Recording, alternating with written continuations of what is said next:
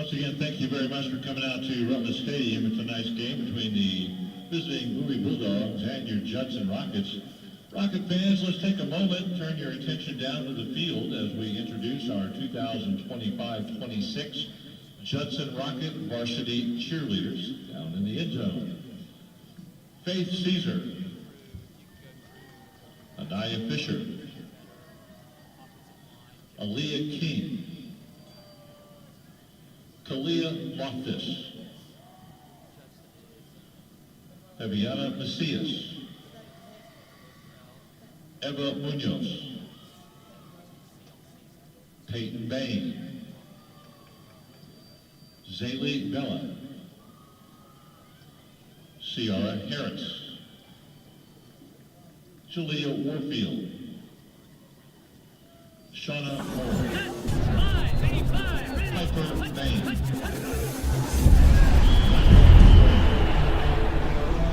Welcome to Bowie Bulldogs Football on the Vype Live Network.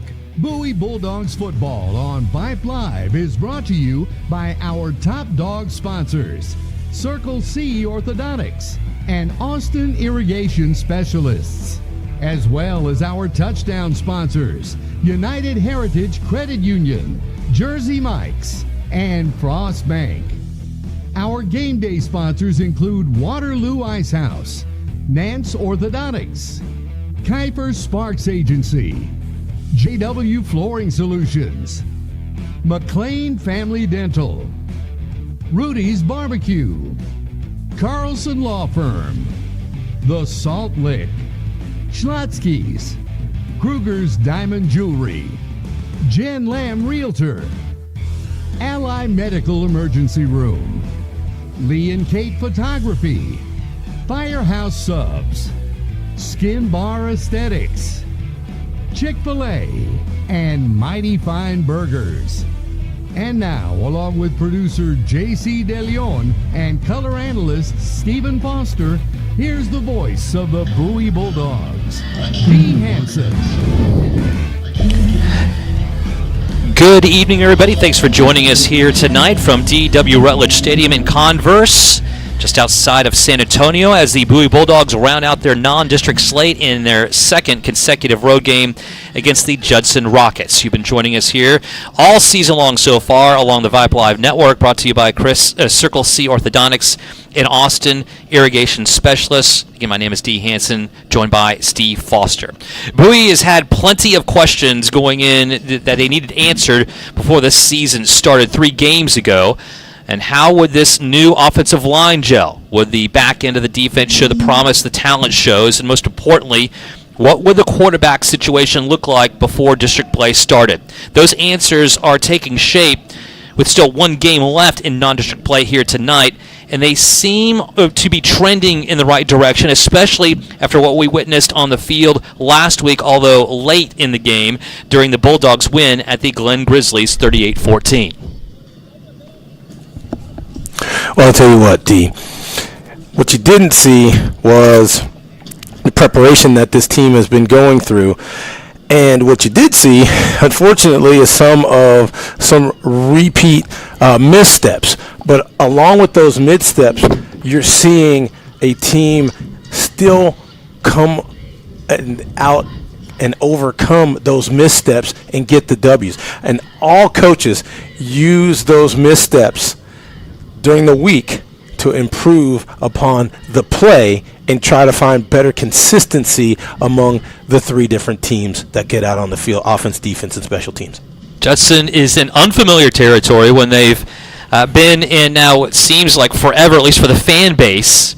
The storied program has notched 6 state championships, a 12-win season, not much about 6 seasons ago, much of which seems much more distant than it actually is for the Rockets faithful. Since that time, Judson hasn't exceeded or even reached 500. At 1-2, things aren't starting much better than they did last year when the Rockets missed the postseason, but they have some momentum. They're coming off of a 28-21 victory against Roosevelt last week, and they also tout one of the best run tailbacks Bowie might encounter all season. 2 things. Absolutely, we'll talk about the tailback, but this Converse Judson high school football team has had to share some of its talent now with the Wagner Thunderbirds. And that has done something to not have everybody come to one school now here in the area. As you mentioned, Caden Graham, he's certainly a man that can eat up a lot of ground, and it was about 1,000 yards or so last season. You got to stop a guy that can control the clock and can run off and rip off that type of yardage. Now, coming up next, we'll bring you the starting lineups, the kickoff of tonight's game as the Bowie Bulldogs look to close out their non-district schedule on a high note against a proud Converse Judson Rockets program looking to keep their winning ways alive. All that coming up here under the Thursday night lights of DW Rutledge Stadium. This is Bowie Bulldogs football presented to you by Circle C Orthodontics and Austin Irrigation Specialist along the Vype Live Network. At Firehouse Subs, a portion of every purchase helps provide much-needed life-saving equipment to first responders all across the country. This year, contributions from Firehouse Subs and their suppliers will total a minimum of $1 million to support first responders via the Firehouse Subs Public Safety Foundation. Firehouse Subs Public Safety Foundation has awarded over 300 grants worth more than $4.3 million to public safety organizations all across the great state of Texas. In the greater Austin area alone, more than $343,000 has been granted to local public safety organizations, including Travis County Emergency Services, Williamson County Sheriff's Office, and ACC's Police Department. Founded by brothers and former firefighters Chris Sorensen and Robin Sorensen, Firehouse Subs is the real deal. They know firefighters crave delicious food and a lot of it, so they've made sure every sub at Firehouse Subs is piled high with freshly sliced meat and delicious cheeses. Firehouse Subs. Enjoy more subs, save more lives. Enjoy high school football. Back here at Rutledge Stadium, Dee Hanson joined by Steve Foster along the Vype Live Network. We're about to have the national anthem. Both teams yet to come out onto the field to our left, which is the west portion of the stadium. And the sun is pretty much out of the field. So nightfall and about 80 or 91 degrees, relative humidity around 35%, a little bit muggy out on the field, but I'm sure that will get a little bit better. There is a bit of a breeze, and it is crossing from east to west. And they also already had the coin toss, which is slightly unorthodox. Rowan Wells was the only representative. We'll get to him later. You did have the captains for Converse out there, and Duhart, Rodolfo, Graham, and Booty. And Bowie won the coin toss, elected to defer, and they will be kicking it from right to left. That's east to west. Bowie in their way, whites, tops and bottoms, black letters, numbers, and red trim. And we'll get to Judson. I believe in their red tops and gray pants, but I've only seen about 2 players out there, so we will wait on that to call that. Bowie comes in 2-1 on the season. Win against Manor and a loss against Vista Ridge. And most recently at Glen in Leander, 38-14. Sitting at 4-1 in the last 5 road non-district games. Trying to keep that going as well. The last loss at Cedar Ridge back in 2023, 24-17. Jeff Abels eyeing his 160th win as is the head coach for the Bulldogs. It's 98 losses in his 24th season. His counterpart, Mark Soto, in his 4th year, played at Judson, 13 years as a head coach, but 4th at Judson, 17-25. 71 and 77 overall. He was a linebacker, graduated in 91 with the Rockets. Coach Abels got his 100th win on the road. Abilene Cooper. Doesn't seem like that no, it does not. long ago. Now this could be up to rather 160. consistent. Yeah. You know, those big round numbers on the road, getting those wins. He'd be the last one to tell you that he knew that was happening or right. that was going on. Now Bowie will come out onto the field across from us. That big inflatable bulldog head. DW Rutledge Stadium is big. It's nearly 11,000. First erected back in 1968. It's obviously had its own run through on facelifts.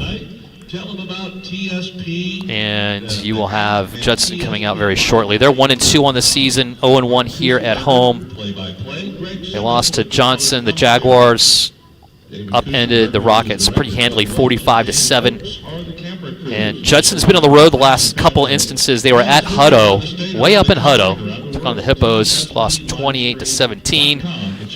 And then they made the short trip over to Roosevelt to take on the Rough Riders and won that game 28-21. So coming off of a dub, the last non-district game as well for Judson. They went 4-6 last year, missed the postseason, went 3-3 in district play. Of course, these two teams played last year at Berger. Pretty close game, 28-24. And then before that, 2007 at Texas State, Bobcat Stadium. That was the bi-district round of the Texas High School Football Playoffs. And Bowie lost that one 21-10. Now come out the Rockets. They're in white top bottoms, gray helmets. That was close. A little different situation for Judson the last few years, though.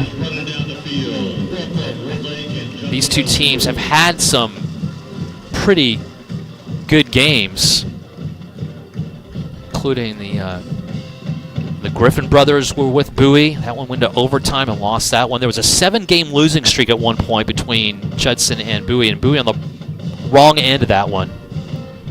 A lot of those games, though, during the heyday, so to speak, end quote, for the Rockets, when they, again, were the eye of San Antonio, and they were mainstays in state semis or the championship game. Including that game against Cedric Benson and the wild Hail Mary to end it at the very end. Pretty effective way of stalling a little bit until we got our national anthem going. About 3 minutes out before kickoff, which Bowie will do the honors. But before that, we will tee off and get things going with our national anthem as the color guard comes out onto the field. Steve, we'll look at the lineups here in a second, but if you had a key for each one of these teams really fast, what would it be that you would get out? I think that Bowie would need to get a quick start. It would be good to establish consistency in their offense. The defense will be fine, and I think for Judson, I think they need to stop Bowie on defense and use this home field advantage to just get the advantage early and see if they can just run away and hide, if at all possible. Both teams have had their challenges in offense and throwing the football, though Bowie looked a lot better last week against Glenn. That might be a deciding factor as well, as both can run it effectively and have tough defenses. Here's our national anthem.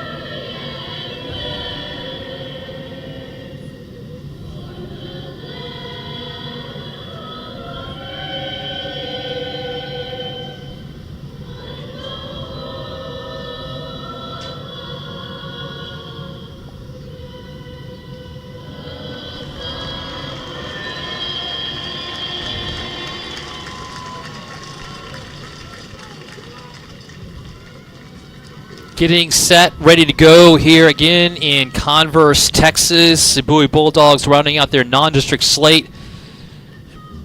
The farthest they're going to have to drive or go, at least until the postseason rolls around for the rest of the season. It's been a minute since we've had this kind of jaunt out to visit, although, of course, Judson did the honors last year. Judson went all the way out to Hutto earlier on this season as well. So, looking at the Bowie Bulldogs will be on defense to get things going as they won the coin toss, elected to defer. They will, of course, have that 3-3 alignment. Darren Pittman in his 9th season as a defensive coordinator. We'll have Cade Venable in the middle, wearing number 90, a junior, 5'11", 250.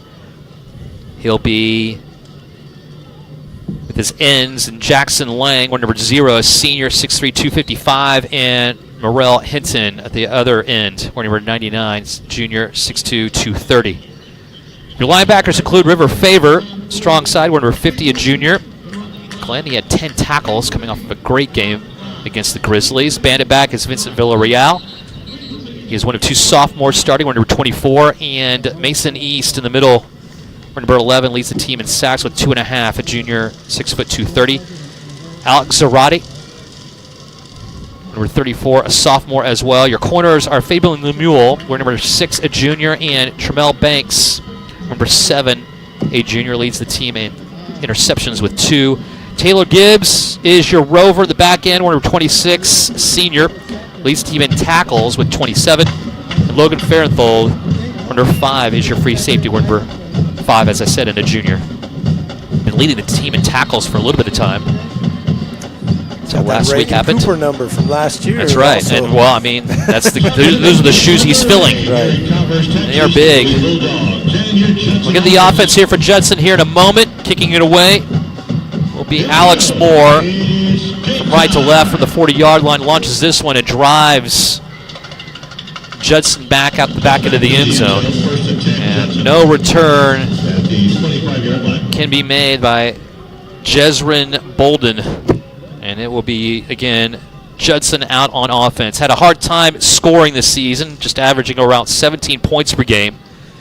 Dominic Davis listed as a starter, but it's been Braden Smith, number 9. He is a good runner, but on the season, passing the ball, has 1 touchdown and 3 interceptions. So, again, this huge offensive line, we'll get to that also as this game goes on, but it might be one of the biggest that Bowie will see all season. And it will be a keeper rollout left-hand side. Smith, as he faked the handoff, they're going to get it out left-hand side, finally in the hands of A.K. Davis. A little bit of a shovel, and Davis will get all the way about 7 yards up to the 33-yard line. This offensive line from left to right is mammoth. McKee Moore at left tackle, number 56, 6'2", 267. Chad Wagner, the sophomore left guard, number 78, 6'3", 304. In the middle is Nate Booty, number 52, 6'3", 295. Roll out right inside now, and in trouble, and then throwing it away just in the nick of time. Harrell beating down on Smith, nearly had him. Smith got it away and just passed. I don't know if it got past the line of scrimmage, but outside the contain, and that will not be any penalty. Roca rounds out the offensive line, number 55, 5'10", 273, and then J-Storm Knight at right tackle, number 79, a sophomore at 6'7", 333. Braden Smith at quarterback. Caden Graham comes back, nearly 1,000 yards rushing last year, 11 touchdowns. Second team all-district running back, number 21, junior, 5'8", 162, has 305 yards already rushing and 100 yards per game. Motion against the Rockets will bring it back 5 yards. It's now 3rd down and 8 to go at their own 28-yard line. Well, I'll tell you, D, you have size going against speed and strength. And size doesn't necessarily win out. You're going to see a ferocious rush from the front 3 of Bowie, and their strength and speed can beat size. O-line average is 294. Bobble snap. Smith in trouble and swallowed up immediately all the way back at his own 20-yard line. Nearly an 8-yard loss on the play, and it's those kind of mistakes that have Judson with all of what I just said, on the dimensions of a huge offensive line and some key players coming back from last year at skill positions that have him at 1-2 so far on the season. And now they'll have to punt it away. Deep to receive. Katz and Drangy is around midfield. Snap back and nearly blocked, if not partially. Still takes a rocket bounce. Boy, did it ever. Almost 20 yards near midfield. It's going to be touched up at the 49-yard line. In Judson territory, great start here for Bowie. They made the defensive stand. You can tell the offense isn't quite clean there for Judson. And the offense, again, for Bowie will come out onto the field. Get to them right now. Ty Brandon, in his 18th year as the offensive coordinator. We'll have Christian Haywood at quarterback. The senior had a nice game against Glenn. And he will start out in the offset eye. And Reese Moreno will get the carry, and he goes right up the middle, testing that defensive front immediately. And 6 yards. That's better than we saw in our whole first half against Glenn already. Where Moreno gets a nice chunk yardage. Now we have a player down here for the Bulldogs, and it's Moreno. And he gets up on his own, favoring the right side of his body, but he's going to have to come out. And we'll see what ends up happening after the end of that carry. He did take a pop at the end. It's a good run and a good push up front by the offensive line by Bowie. All I would suggest is get the pad level lower. That protects you as a rusher. Get to the rest of this line and skill positions in a second. 2nd and 5. Ball on the 44-yard line of Judson. Quick flare out to the left-hand side is complete to Luke Nelson. Immediately goes upfield and near the first down marker at the 39-yard line. They're going to go ahead and say move the chains for a first down of 5 yards. Nelson, number 14, a senior. He is tied in receptions. Tops in receptions with Trevor Watts with 8, now 9. Number 13, a senior, is Trevor Watts. And Evan Drangy, number 9, a junior. And Cruz Pitton will be out there as well. Number 3, a senior. Handoff out left. There's a flag on the play. Minimal gain. And Julius Silva gets his first carry of the season. Good to see him back. Nice to see him in the backfield spelling Moreno. But it will go against the Bulldogs, and they'll have to bring it back after a procedural call. Offensive line from left to right is Tyler Glowatz, we're number 54, a senior, 6'3", 250. Tyler Merkel, number 69, a senior, left guard. In the middle is Antonio Mowad, number 62, a junior. Owen Wagner at right guard, number 77, a senior. And Gavin Coppage at right tackle, number 57, a junior. Throw out to the right-hand side a little bit high and almost intercepted because it was too high. Intended receiver is Trevor Watts. And got his fingertips on it, but it also, because of that, tipped the ball up. Defender nearly had a maybe pick 6 on that one, couldn't hold on to it. Well, again, D, when you throw that ball, you have to step into that throw. That keeps that ball low. If you get that high release, sail will the ball do, and that's what happened. Elias Simpson nearly got that INT. It brings up a 2nd down and 15. Watts in motion. They're going to hand it off inside. And Reese Moreno's back in the game. He gets the carry. He earns enough to get back to the original line of scrimmage and a little bit more. Back to the 38-yard line. A little bit easier, but still tough. 3rd down and around 9 to go here for the Bulldogs. Yeah, and we'd seen this earlier with Christian Haywood. If you don't step into that pass, the ball will tend to sail and go high. You have to get that push off that back foot to keep that ball down for your receiver. Haywood passing at an 80% clip, though. He's been rather on target all season. Now he goes over, and it was read all the way. It's going to be picked off for the first time in the season at the 35-yard line. Reese Moreno's going to make the tackle at the end of this play. And a big-time turnover registered by the Rockets will turn this game back in their direction. And that was read from the get-go on the INT for Judson.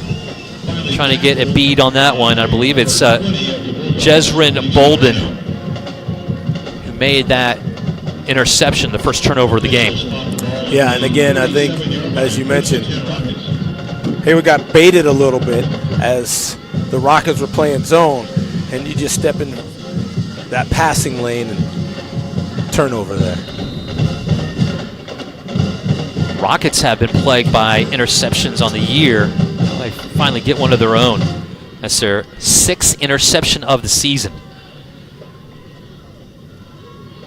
Now Smith will hand it off to the bell cow of this offense. Caden Graham, the junior, 5'8", 162, gets the carry. He's averaging almost 9 yards per carry, Steve. 1 on that one, 2nd and 9 at their own 38.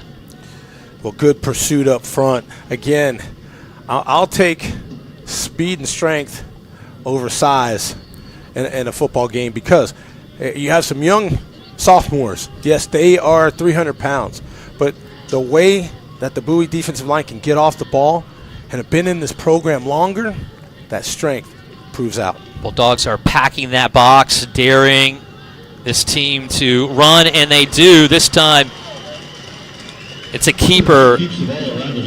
Good decision by Braden Smith as the majority of the defense for Bowie went with the fake on the handoff, and he goes out left-hand side, and he has some wheels. Gets near the first down marker. He's a yard shy, gets pushed out of bounds on the far side sideline at the 46-yard line. 3rd and 1 coming up. The only thing with that 3-3 stack is sometimes the defensive ends get caught inside. Smith now will hand it off. And Graham will follow blockers very patiently. Gets the first down. Mason East in on the stop. And that will move the chains. And the Rockets, after the turnover, will get their first down of the contest at their own 48. You can tell that Bowie is really not overly concerned about any passes coming in time soon. Lots of motion here. Venable across the line a little earlier. You can see, possibly if you're watching, Jackson Lang has that second layer on his helmet, the black on his helmet. He's been doing it all season. Prefers that. And it is legal. It's a 5-yard penalty against Bowie on offsides. And now, ball for the first time tonight is in Bowie territory for Judson at the 47. Ball in the middle of the field. Smith will hand it off. Graham again finds a little bit of room left-hand side, maybe a yard on the carry to the 46. Bring up a 2nd down and 5. Cade Venable is not going to get beat off the ball. He is experienced, and again, like I said, you're going to see speed and strength in the front defensive line for Bowie. So you can let this ball get snapped and still have the advantage because, again, of the quality of player you have on the defensive line. 2nd and 4. Corrected myself. Near 6 minutes to go here in the first quarter. Another keeper by Braden Smith, and he will spin his way near another first down. Another good selling job here by Braden Smith. Wisely tucking it in, but still 3rd and 1. Another opportunity here for the defense to make a stop. I like the decision making by the quarterback, Braden Smith, because again, you have choices. And the rush is coming in the face in the backfield of Judson. So if the quarterback keeps after making that handoff fake, he does have a rushing lane. Smith again with Graham to his left. They're going to hand it, the left-hand side. It is going to be a nice carry up, and that is L.J. Shipman, the senior, with the carry, and he gets well enough for a first down, Steve. In fact, he's all the way down to the 31-yard line on that carry. Yeah, and a bigger back gets to the left edge of the offensive line on the far side of the field, and just then squares up those shoulder pads and picks up the first. Now, Shipman at 205 compared to Graham's 162. Handoff out right-hand side is going to be met and stopped this time. Caden Graham on the carry. The Bulldog defense stiffening up and, in fact, will cause a loss on the play. Cade Venable. At 150 Venable getting in there on the stop, also along with River Favor, the junior. At 160 pounds, you have a very different way or ways of tackling a rusher. When you're 200-plus pounds, you can't get an arm and hope that things are going to be good. Hendricks York out there, out right-hand side. Now a timeout taken. 4:27 left in the first quarter. 2nd and 11 coming up. We'll take it with them. No score quite yet here at DW Rutledge Stadium between Judson and Bowie. This is Bowie Bulldog football. Nance Orthodontics is the premier office for your entire family's orthodontics needs. At Nance Orthodontics, we pride ourselves on delivering the highest quality dentistry in a fun and modern environment. We provide digital scan and x-rays for smile assessment, and because the AAO recommends seeing an orthodontist as early as age 7, we offer complimentary consultation for children and adults. Dr. Nance is an American Board of Orthodontics certified orthodontist, a Platinum Plus Invisalign provider, and we offer metal and clear braces as well. Located in the heart of Austin on South Lamar, Nance Orthodontics serves the surrounding neighborhoods of South Austin. Please visit nanceorthodontics.com for more details. Quickly back here at DW Rutledge Stadium. Graham with the carry left-hand side on a 2nd and 11. Will not find much room on the far side sideline. He is met and dropped by Alex Zarate. And maybe gets back to the line of scrimmage. He does. It's 3rd and 10. Big-time play coming up here for the Judson Rockets. Graham's helmet comes off. He is forced to come off the field, at least for one play. Braylon Mayers, senior running back, comes in for him, wearing number 20. Here's Smith again out of the shotgun. Low snap back. Smith looking to pass out right-hand side. Does. It's incomplete. Had an open receiver, and that will go in and out of the hands of Amir White, who's trying to fill the shoes of first-team All-District tight end from last year, Davian Watson. White has 1 reception on the season for 26 yards. He was open. Now, Tremel Banks had a beat on him, but that's a big guy to try to bring down, and it would have been very close to an opportunity for Judson maybe to go for it if they were short. Well, they're going to go for it anyway. They're going to go for it anyway. Meaning you're in no man's land here on the 31-yard line of Bowie. Bo Amador has 1 field goal in the season from 30 yards. Here comes the screen out right-hand side. It is complete. Way behind, though, at the 34-yard line. Didn't really fool any of the Bulldogs.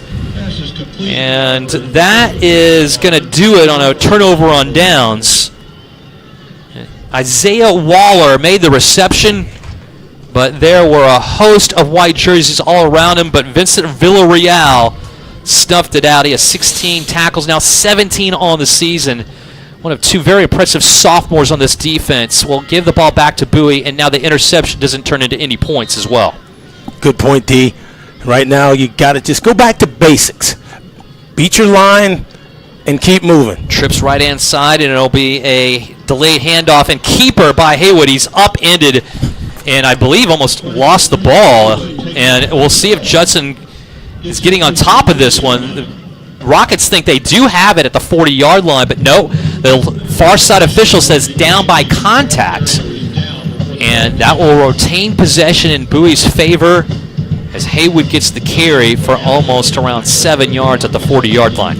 Well, you have to have, again, ball protection. And you certainly love the fact that you have a great running quarterback. But at the end of the run, 5 points of protection. Watts out right-hand side to left-hand side. It'll be a throw out to Watts and picked off this time. Far side sideline. See you later for a 40-yard return on a pick six, and the first score of the game goes the Rockets' way.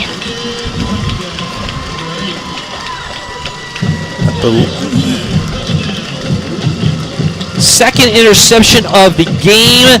Elias Simpson getting the INT, his first of the year. Will get 6 on the board for the Rockets with 3 minutes to go here in the first quarter. Yeah, and again, that ball has to have a lot of zip on it. You're throwing the ball to a sideline. you have some quick defenders, and that ball hangs up just enough so that closing speed can come in. And if you have your receiver going to the boundary and not coming back for the ball, no chance to break up that pass.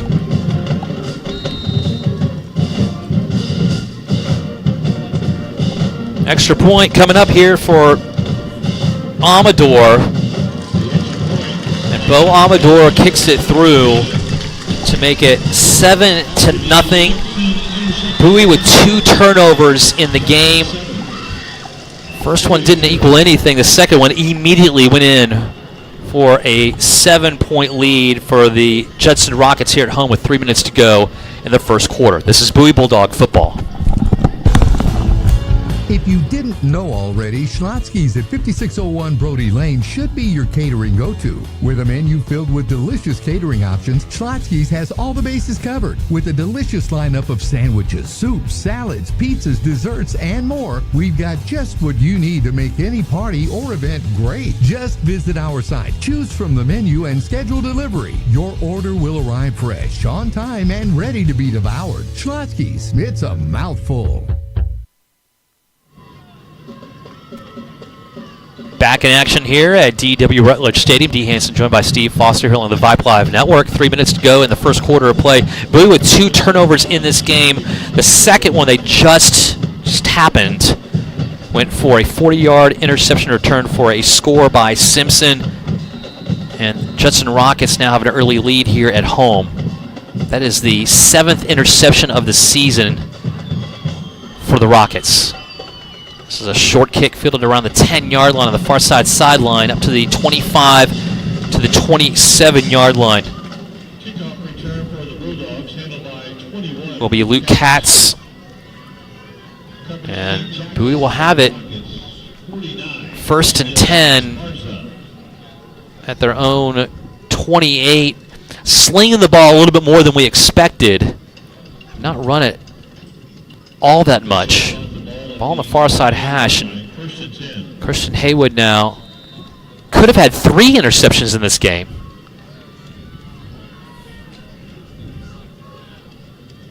And actually it's Brady Lamb in, and it's going to be a run out left-hand side, huge lane to go for Reese Moreno before he is hit out of bounds at the 44. A steady dose of Reese Moreno is exactly what the doctor ordered here for the Bulldogs to get back into this one, at least mentally, if nothing else. And we have some up-tempo going here for Ty Brannion. Quickly to the line are the Bulldogs, and Lamb staying in at quarterback. He's got Drangy to his left, Nelson and Watts out far right-hand side. Drangy in motion now, and it'll be another handoff to Moreno. Same area of that offensive line. This time not nearly the yield that he had the last carry, only 2 on this one to the 42. Bring up a 2nd and 8 for the Bulldogs in Judson territory. That run game, though, can definitely develop into a play-action pass. You do have receivers that can catch the ball, and you want to give those receivers an opportunity to get downfield past those linebackers and find an opening. Trevor Watts leading the team in yards gained on receptions with 93. Is in motion now from left to right. And now Lamb, design rollout, will throw on the run and will throw to his mid-level receiver who was not expecting it, was Watts. Well covered nonetheless, but had not even turned around on the route. And I think that because of some pressure that Lamb was also experiencing, got rid of it a little earlier than he wanted to. We'll see. The timing not be there. Lamb didn't play barely any at all last week against Glenn. I'll bring up a 3rd and 8 for the Bulldogs. They got 4 wideouts, 2 split to each side. Moreno in the shotgun to the left-hand side of Lamb. He'll go out on the flat left-hand side looking for the screen. Out right-hand side, it is incomplete. Intended for Drangy, who alligator armed that one a little bit in front of him as well. And a little bit, just you can tell the timing isn't quite there. And that will necessitate a punting situation here for Bowie. And you're absolutely right, D. On a wide receiver screen, it is all about timing because you have a receiver coming into the middle of the field where most of the defenders are. So you have to set it up where your blockers can give a receiving lane for both quarterback and receiver. I believe that's Campbell out there to punt. It is. And this is a high knuckleball punt. Hits at the 10 and goes into the end zone. All the special teams had a pretty good opportunity on that one. And guess who? Cooper Medeiros, who's been a Tasmanian devil out there on special teams, making some great plays, had a beat on it. It just did not take the bounce that the Bulldogs would preferred, but it will now be 1st and 10 at the 20-yard line for Judson. On the heels of getting that interception return for a score, their defense comes up big again, and the offense will come out onto the field with Braden Smith at quarterback. No backs, though, with him. It's an odd set. All kinds of motion here with the Rockets. You don't see a lot of flags. And he's going to throw it down the left sideline, and it will be incomplete. Both players seemingly had a play on that one on the far side sideline. Now, Fabian Lemuel got his hands on it, just as Jezrin Bolden also did. And then Lemuel just wrestled it out of his hands, incomplete. That's great technique, because when you do what Lemuel just did, you don't get that pushing off of a pass interference, and you time the ball when it comes down for you to snatch and grab just as well as the receiver. Davis out left-hand side, trips right-hand side for the Rockets again with an empty backfield. Now Smith will roll out right and just fling it deep right sideline and out of bounds. He had no chance of anything developing on that play. As the defense came in, River favored, nearly got a sack on it. Yeah, like I said, the speed and strength is going to be an issue for Judson in their timing.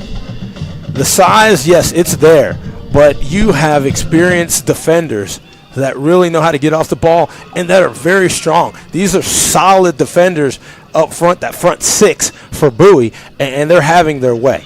1:39 left in this never-ending first quarter of play. 2nd and 15 for Judson. They get down to 1 on the play clock, 0 on the play clock. Smith with the draw, just gets it off in time with about a 4-yard carry. Mason East came in there and cleaned things up at the end of the run, but that was very close to being a delay of game, and now it's going to be 3rd and around 11 to go here for Judson. This is favorable for the Bowie defense, and if they are patient, don't give up the edge, but put the rush in the face of the quarterback, Smith, good things could happen. Graham back out there at running back, and they're going to get a penalty on the play. It's on the far side sideline.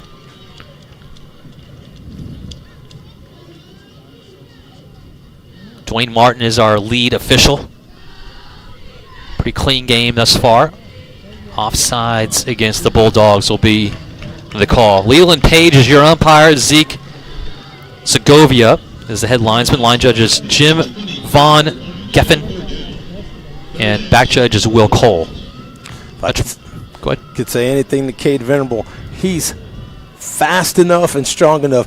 He can let the center snap and will still have an advantage. I know he's loving to anticipate the snap count. Trips left-hand side, showing blitz up the middle. Here they come. Quick throw is incomplete on the slant by Smith, and Harrell knocked him down just as he got that ball off.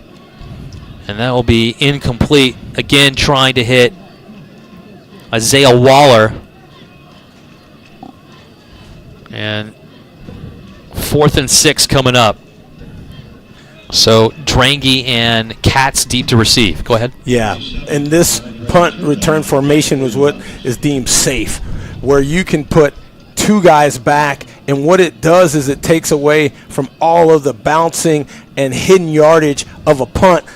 High snap back and nearly blocked. I think again another piece of it happens again and takes a huge Bulldog bounce, and lucky for the Rockets, Aiden Ramirez happened to be right there. Hadn't gotten down the field at all. He was on the coverage unit.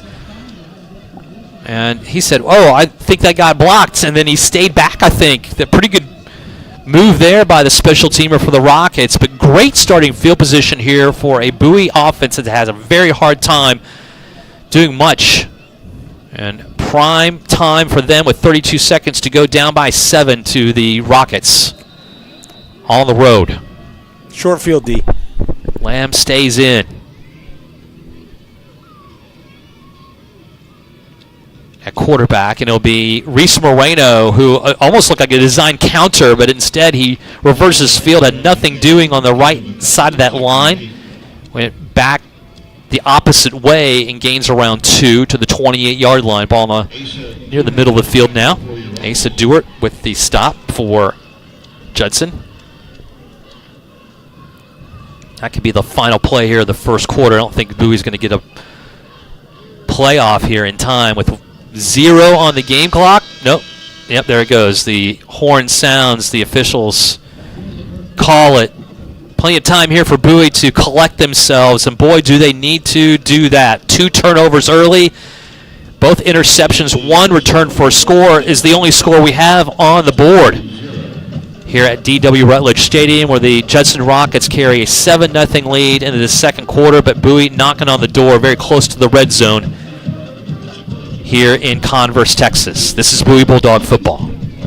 I'd like to talk about sandwiches for a second, specifically the Schlotzsky's Original, the sandwich that since 1971 has been an American favorite. I'd like to talk about the original one-of-a-kind, made from scratch every morning, spongy, soft sourdough bun. I'd like to talk about the original's thick stack of select meats, hearty cheeses, crisp veggies, and signature sauce. Why do I want to talk about the original? Mostly because I'm hungry, and the Schlotzsky's Original is the most delicious sandwich I could think of. Rudy's Barbecue is a proud sponsor of Bowie High School football. Be sure to stop by your local Rudy's or Rudy's.com to place an order for their real Texas barbecue. Enjoy 100% oak smoked meats, delicious sides, and Rudy's signature sauce. And don't forget, Rudy's serves made-to-order and grab-and-go breakfast tacos every day until 10 a.m.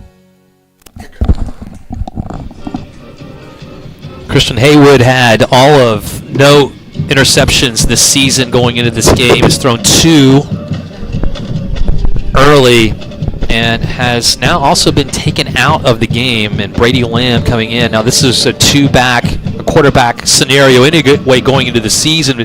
Christian Haywood had such a good game last week against Glenn, came in as a starter, but Lamb is in there now, and he'll hand it off. Silva trying to find something left-hand side.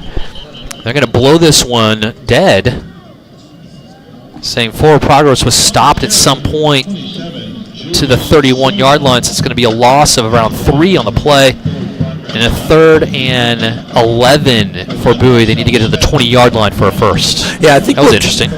What could loosen up this Judson defense is a screen to one of these running backs, because they, like Bowie, do pursue well to the football. And again, as I love football judo, use what strength a team has against them. Trangi went all the way to the right and then far out left-hand side. Your lone receiver out to the left. Trips right-hand side. Moreno shifts. Willingham in motion from right to left. Lamb with the fake on the handoff. Gets a Willingham, and he goes nowhere. Stopped at the line of scrimmage. Trying to find some space for the 6'2 sophomore. He is brought down for no gain on the play. It's 4th and 11, and no man's land continues to be a trend here for both teams. Yeah, and you're going to have to throw this ball downfield. Hey, listen, from here, as we know, if you get a penalty, if you throw this ball maybe into the end zone, it could come up roses for the offense. But you got to put some stress on that 3rd level of the defense. Your side of the field is the short side. There's 3 receivers there. Tranky and his ball by his lonesome out left-hand side. Lamb, play action, looks deep right sideline, goes that direction, and it will be intercepted. At the 1-yard line, the 3rd interception thrown, double coverage. Trying to hit Kieran Campbell. They're actually going to mark it at the 2. And this has been a great performance by the defensive backfield for the Judson Rockets. And the INT is Simpson again with his 2nd of the game. And again, I don't have an issue with that. I think if you ask Brady Lamb if he put a little more air under that and threw it a little deeper, may have been a better chance, but it was a gamer play. Deep in their own end zone now. It will be a handoff out right-hand side, and just getting out of the end zone in a little bit more. Trying to stiff arm his way to the 10-yard line, but that ended up not happening here for tailback for the Rockets, and Justin Alexander, the freshman, finding some room to get on the field. Nice gain for Judson just to get out of their own end zone. At their own 7-yard line now. 2nd down and 5. If you're Bowie, you just don't want to give up the edges. A lot of good rush up the middle. Got to contain. Get no real wideouts. Everything's bunched up, and the handoff will go out left, and stumbling his way really for no gain. Merrill Hinton able to trip up on the run there. Alexander again, so it's going to be a loss of almost 2. 3rd and 7 now at their own 6. Bowie's defense needs to hold. Got a change of running back. The senior coming in, as you mentioned, D. LJ Shipman. Yes. It's a big load, trying to see if he can find space with his space. Nearly 11 in the box here for Bowie. The handoff goes to Shipman, and he is swallowed up and dropped for a 2-yard loss. Cade Venable coming in and making the stop from his nose tackle spot. And defense for Bowie has been on point here this evening. And great way to try to flip the field a little bit here for the Bulldogs with the offense struggling a bit. Yeah, and again, Cade Venable has just got more speed and more strength than the Judson offensive line. He can let the ball get snapped, and he's doing a tremendous job plugging up the middle. Katz and Drangy come all the way up to their own 38-yard line of the Rockets. Sidewinder is fielded at the 40. Drangy can't find any room, though. He tried to break it back in, then back outside again.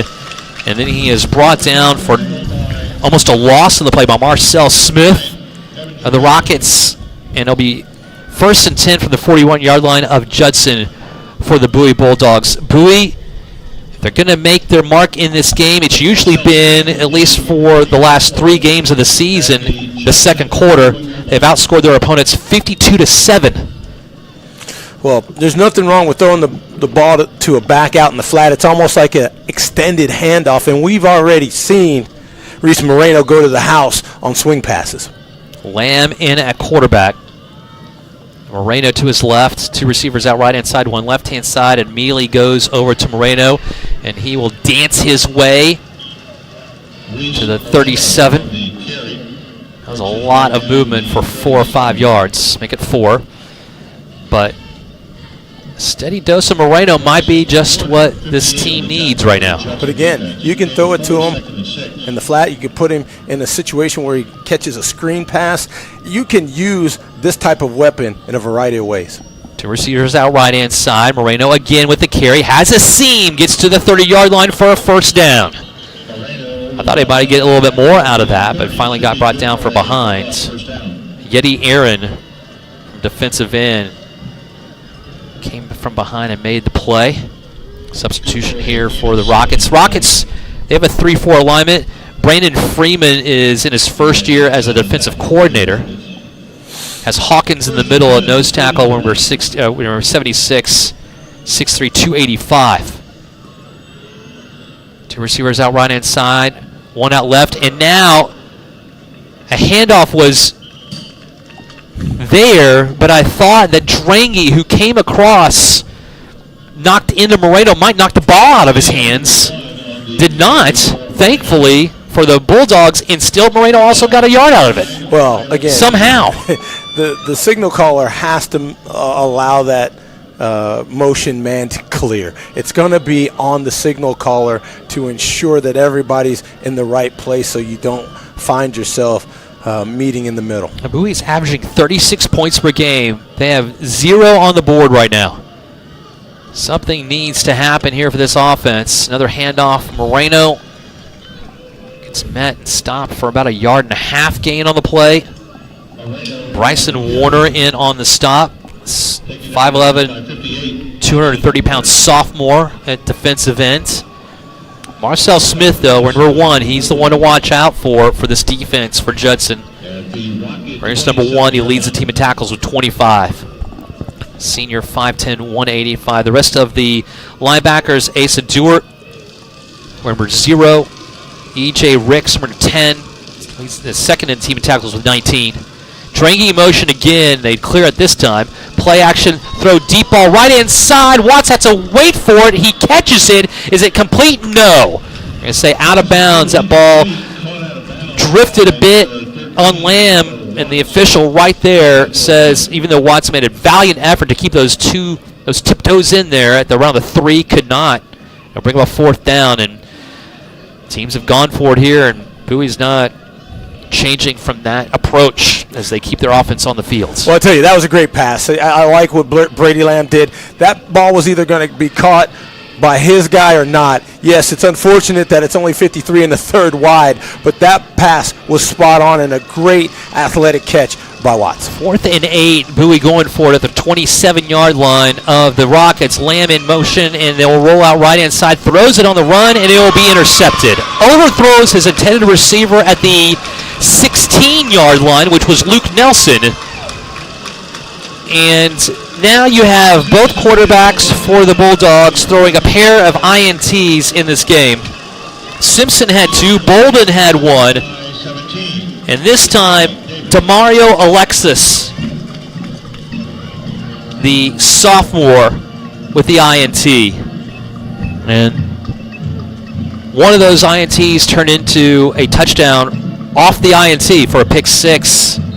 We'll see if the 4th turnover forced here in the first half by this Judson defense can turn into anything. From their own 17, near side hash, handoff goes left-hand side. This Bowie defense has been magnificent, and no run, a real carry or gain on the play by Simpson. And that will bring up a 2nd and 10 coming up here. Or Shipman, excuse me, L.J. Simpson. You're right, the defense has been stout in this first half. And you're right, 7 points, not a lot. Braden Smith looking left, and now he'll run it. Forced out of the pocket, tripped up. For about 2 yards maybe on the carry. Slow to get up was the tackler in River Favor. He's had a great game. Makes it about 3rd and 8 here for the Rockets, and we're inching close to 4.5 left in the first half. Yeah, indeed, let me tell you, right now, if you're Bowie, you want to get a stop. Bowie does get the kickoff to start the second half. It's true. And, you know, you can erase all these ills just with one tally and tie this game up. Smith has Shipman to his left. Trips left-hand side. Here comes the blitz. Left-hand side. Pass out left-hand side is incomplete in the flat. A.K. Davis, the intended receiver, just throws his hands up like, what? What was that? Well, that ball was thrown with a lot of heat near side, and there wasn't going to be an opportunity even after the catch, D. The best thing that happened was incomplete, because if you catch that ball, that's going to be probably a loss of 4 or 5. Yeah, you know, this is a defensive struggle along with the fact just inept passing in this game. So far. So those two things in and of itself have us with a 7-0 game, and that 7 is a defensive touchdown. Here's the punt. Good punt. Wobbler, fielded by Katz. Tries to bring it upfield, cannot. Had really no room right inside. Special teams coming up big once again for the Rockets. Cody Drywater made the big-time hit at the end of that one. Catch driven back to his own 45-yard line, 1st and 10. We'll see which quarterback comes out here for the Bulldogs, as both have now thrown 2 interceptions in this first half. Well, I'll tell you, yeah. And it's still great field position. Anytime you can start on your 45 or your opponent's 45, you've got to do something with this football. And truly, the offense has just been snake bit more so than poor execution. 2 receivers right, 1 left-hand side. Ball in the middle of the field. Handoff goes to Moreno. And he is hit for maybe a yard on the play. Asa Dewar making the stop. Inside linebacker for the Rockets, who have given up around 31 points per game this season, which is down from last year, or up from last year. Not exactly what Coach Soto would like to see out of his defense, but they have looked very, very good here this evening. Campbell in motion from left to right. Quick throw out is complete by Lamb to Watts. Tries to stiff arm his way for a first down. He's short by a yard on far side sideline. It took 3 Rockets to bring him down. And nice pinpoint pass there. Yeah, it was.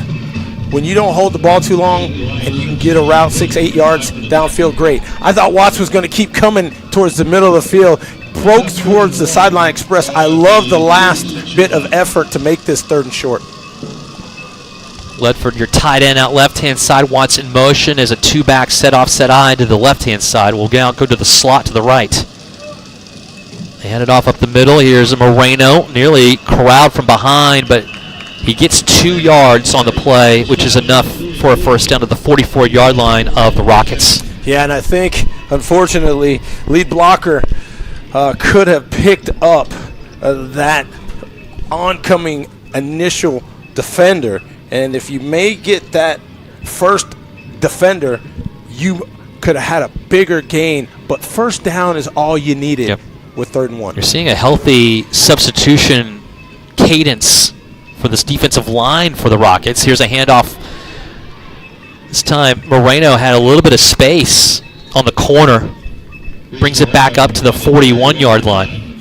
I'd like to gain of 2, 3rd and around 7 to go here for Bowie. I'd like to see him on a swing pass. I'd like to get him out in space. We're at the 2-minute timeouts. 1:58 after that last carry. At the 41-yard line, the Bowie Bulldogs trying to get something going here against Judson. The offense has been stagnant, and that's a nice way to put it, with no score on the board quite yet here at D.W. Rutledge Stadium, trailing 7-0 to Judson. This is Bowie Bulldog football. I'd like to talk about sandwiches for a second, specifically the Schlotzsky's Original, the sandwich that since 1971 has been an American favorite. I'd like to talk about the original one-of-a-kind, made from scratch every morning, spongy, soft sourdough bun. I'd like to talk about the original's thick stack of select meats, hearty cheeses, crisp veggies, and signature sauce. Why do I want to talk about the original? Mostly because I'm hungry, and the Schlotzsky's Original is the most delicious sandwich I could think of. It's been a dearth of scoring so far in this contest at D.W. Rutledge Stadium in Converse, Texas. D. Hanson joined by Steve Foster. 7-0 is your score. Bowie trailing on the road against the Judson Rockets, a team they beat in what would be a more conventional 28-24 affair. Majority of those scores by the offense. Play resumes. Right now, it's the only score and tally on the scoreboard is the 7 for the Rockets on a 40-yard interception return for a score by Simpson. 2nd down and around 7 to go. Lamb with the screen hits Willingham, who has some space. He can run. Gets tripped up at around the 30 to the 29-yard line. Willingham's 2nd reception of the game. And the sophomore now, he has not played or had any kind of plays where he's made any completions on the season. Has 2 early on. And now we have an official. That's Leland Page, who had to take a knee towards the end of that one, got caught up in the middle, and that is not totally uncommon for the umpire as he's in that space. Yeah, he gets knocked over by linebackers. This is a normal that's the normal toughest thing. He has to keep his head on a swivel all game long. Yeah, I don't want to be the umpire. Nobody wants to be the umpire. But I tell you, I like the play call there as Judson is rushing in the face of Brady Lamb. That screen slows down that rush. It also slows down the clock as we had an unofficial timeout, or an official timeout for the official. And now the clock will run. Nice block on the carry by Moreno. Stays on his feet. He's at the 25, spins his way at the 20-yard line. Keeps on going somehow. I don't know if there's a loose shoe out there or a flag has been thrown, but Moreno's still going. No whistle yet, and finally down at the 9-yard line. That's one of the best runs we've seen in quite a bit of time by either team that we've called games for, Steve. What a great effort by the entire team on that play. Reese Moreno, I think you hit the A and the B button when you were on the PlayStation right there.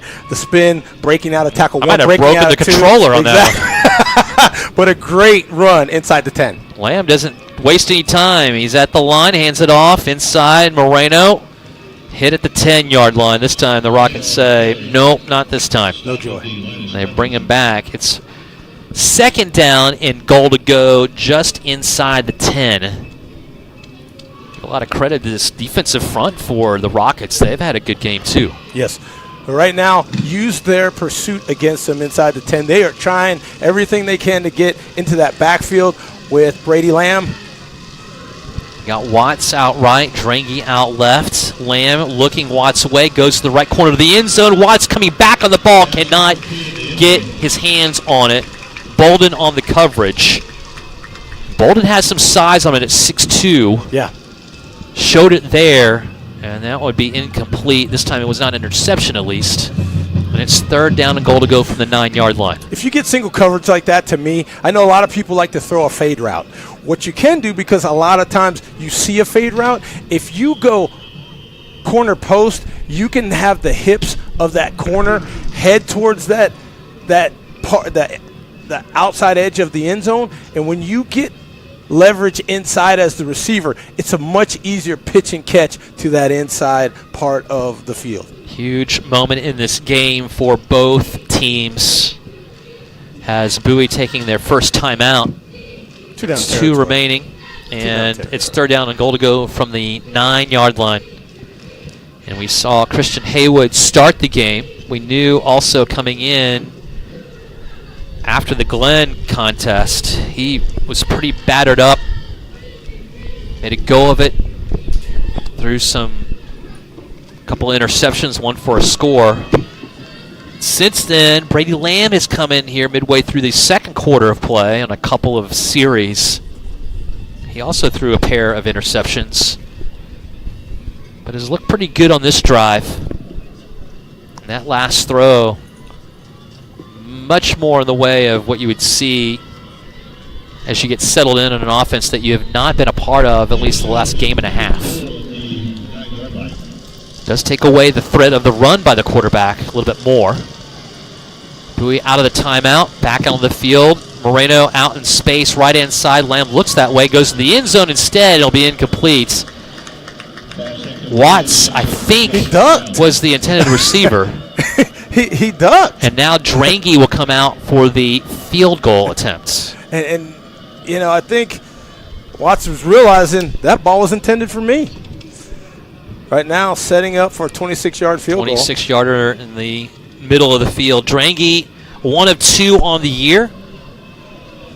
38-yarder made. Hanson Roosing on the hold. Nikhil Chaku on the snap back. The field goal is up, and it is good. At least Bowie got some points on the board now. Got that goose egg off. Yes. Down by 4, 7-3. With 31 seconds to go in this first half of play. We'll keep it here as we get closer to halftime. Sponsored by Austin Irrigation Specialists. You know, I had a lot of narratives in my head going into this game, Steve. Yes. This was not one of them. No. I did not imagine 4 turnovers by Bowie, and they're only down by 4, by the way. Yeah, and again, maybe get all the turnovers out in the first half, especially with the defense playing so well. Right now, 31 seconds on the clock. If you're Bowie, you must hold, and then you get another opportunity to come on down and score again at the beginning of the second half. That's right. They won the coin toss, selected to defer. Exactly. And I think if you're the coaches, Coach A, just throw it out the window. Just say, look, we've done some things uncharacteristically unlike what we're used to. And that's about choices, because this team, the Bowie Bulldogs, are playing hard. Back to that coin toss. Rowan Wells was the lone representative. It was very early on. Neither team was really out on the field. Right. Captain's out there for the Rockets, all 4 of them, and Drangy in plain clothes. So he got hurt in the Glenn contest, out for this one. Man, the toss. And now Bowie will kick it away. Colin Ronan from the 40-yard line, going left to right. If there is any wind, which there is a bit, 6 to 7 miles per hour, it's in the face of Ronan.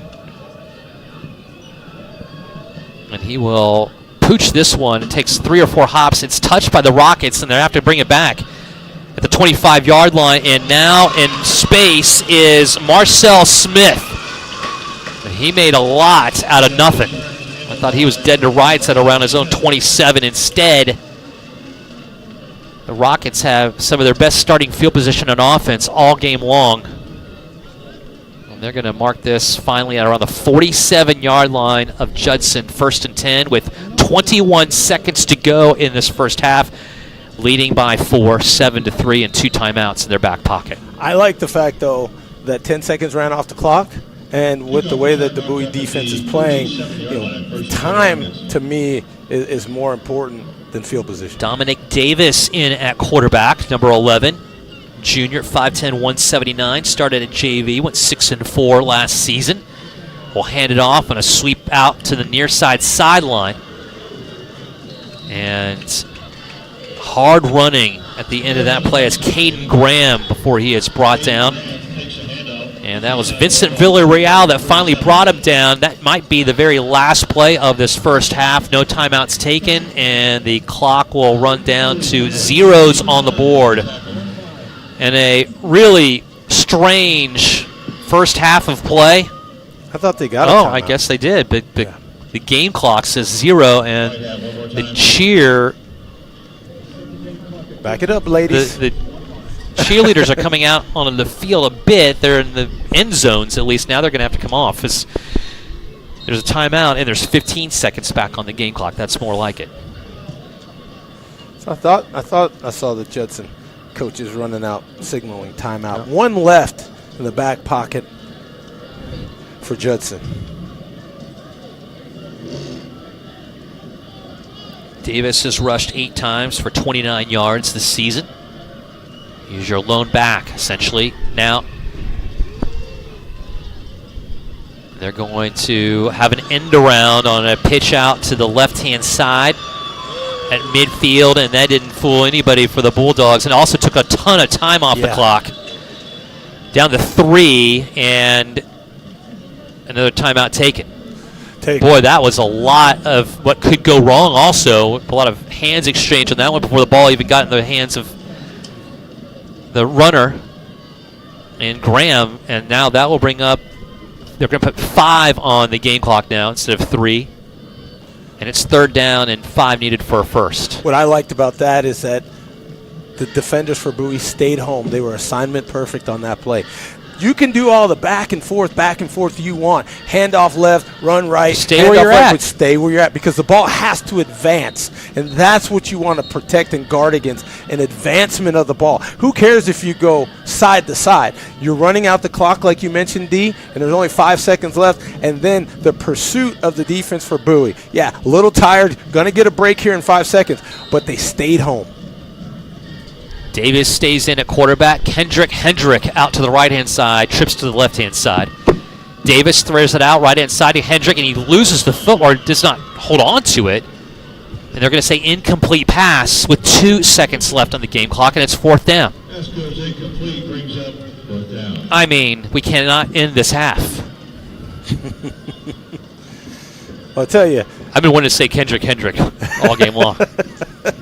Hey, Kendrick took the eye off the ball right there. He took his eyes off the ball. Wanted to run. There was a far side wide receiver slip screen, and it would have been blown up anyway. So 2 seconds remaining because of the incomplete pass. Trips out left-hand side. Mekhi Moore out to the slot to the left. It's going to be a keeper by Davis. Goes upfield, and he goes nowhere. Cade Venable brings him down. Jackson Lang brings him down short of the line of scrimmage, and now in the first half of play in a defensive battle between these two. Yes. And 4 turnovers for Bowie, all interceptions. Have to count their lucky stars right now. They go into the locker room only down by 4, 7-3, and get the ball to start out the second half. Yeah, things can be looking up for Bowie. Heck of a defensive stand with the 4 turnovers, all coming on interceptions. And you're right, you can live to fight another day only down 4. So now Bowie will go into the locker room.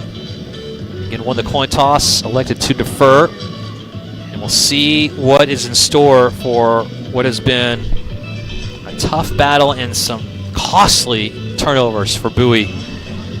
2 interceptions by Christian Haywood. We didn't see him after the first quarter. And Brady Lamb came in also with 2 interceptions as well.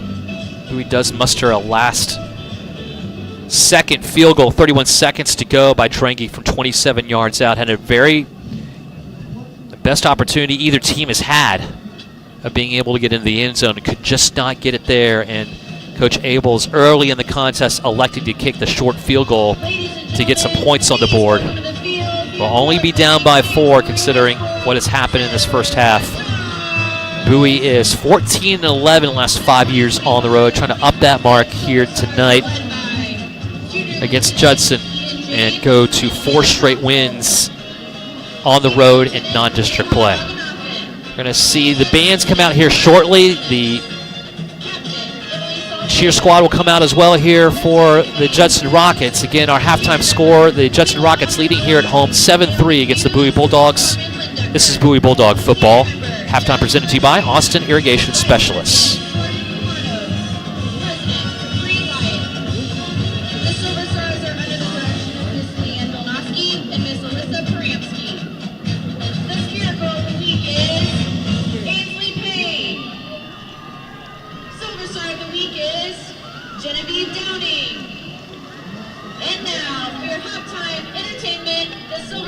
Perform their streamer jazz routine 2, Holding Out for a Hero.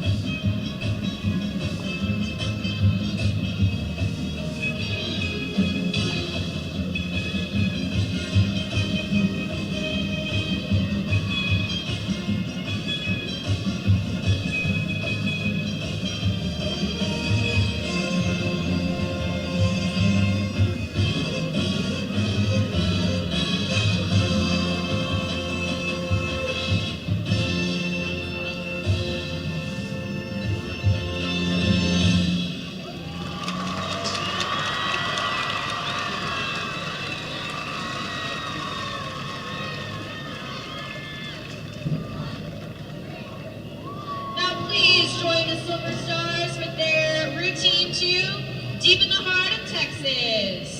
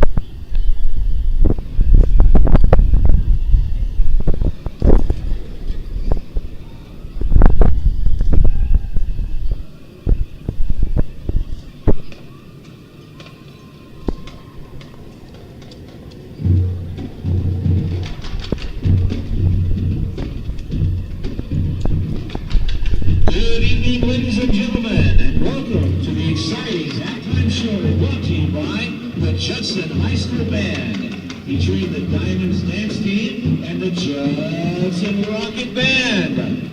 The Rocket Band is under the field direction of drum majors Apple Chavez and Diego Martinez. The Diamond's Pep squad are Lieutenant Clementine Ramos, Co-Captain Allison Cruz, and Captain Eden Vera. Dazzler of the week is Savannah Besmont.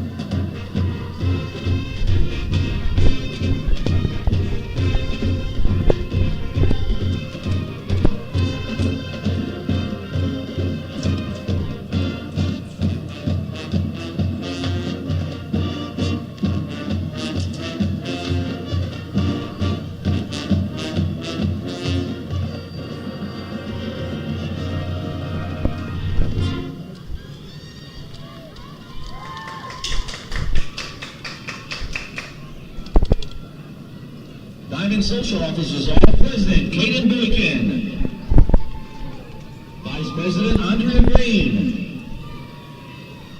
Diamond Dance Officers are Major Angela Ambrose, Major Tanisha Atkins, Lieutenant Colonel Madeline Cano, and your 2025-2026 Colonel Ricky Pena. Diamond of the Week is Layla White.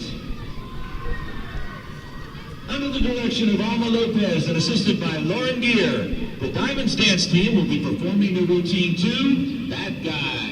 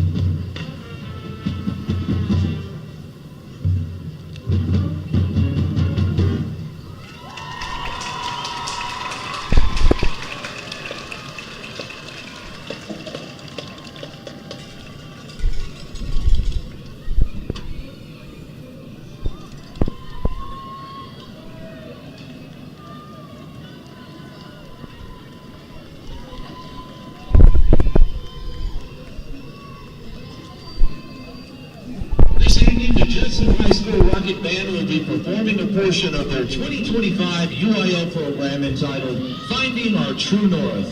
Follow us as we explore the world, finding our true direction and our purpose in life.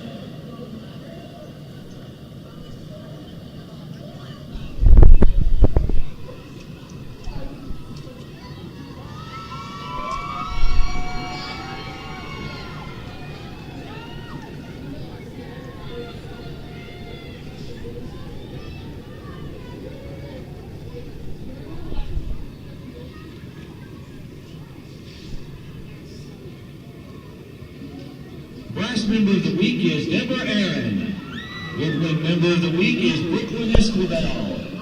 Color guard member of the week is Ashley Paredes. Percussion member of the week is Abel Alfaro. And our senior of the week is Flavio Ramos. Band section of the week is the Drum Majors.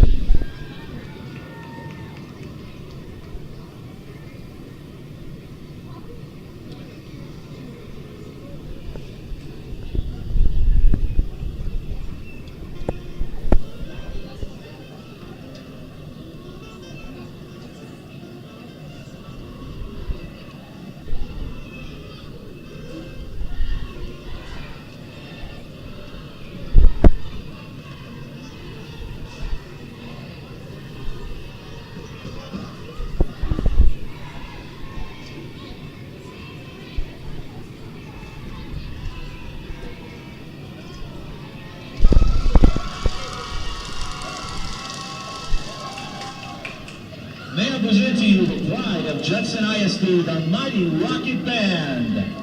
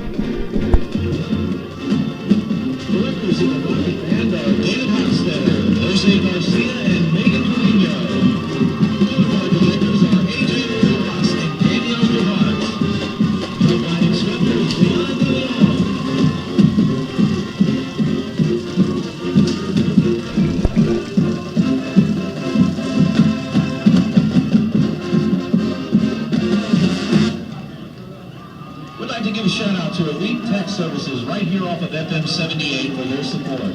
Thank you so much. The Judson Rocket Band would also like to thank Judson ISD for its continued support of the arts. We would also like to recognize our band boosters' tireless efforts to keep the band organized and running. Here at Judson, we believe in rocket pride.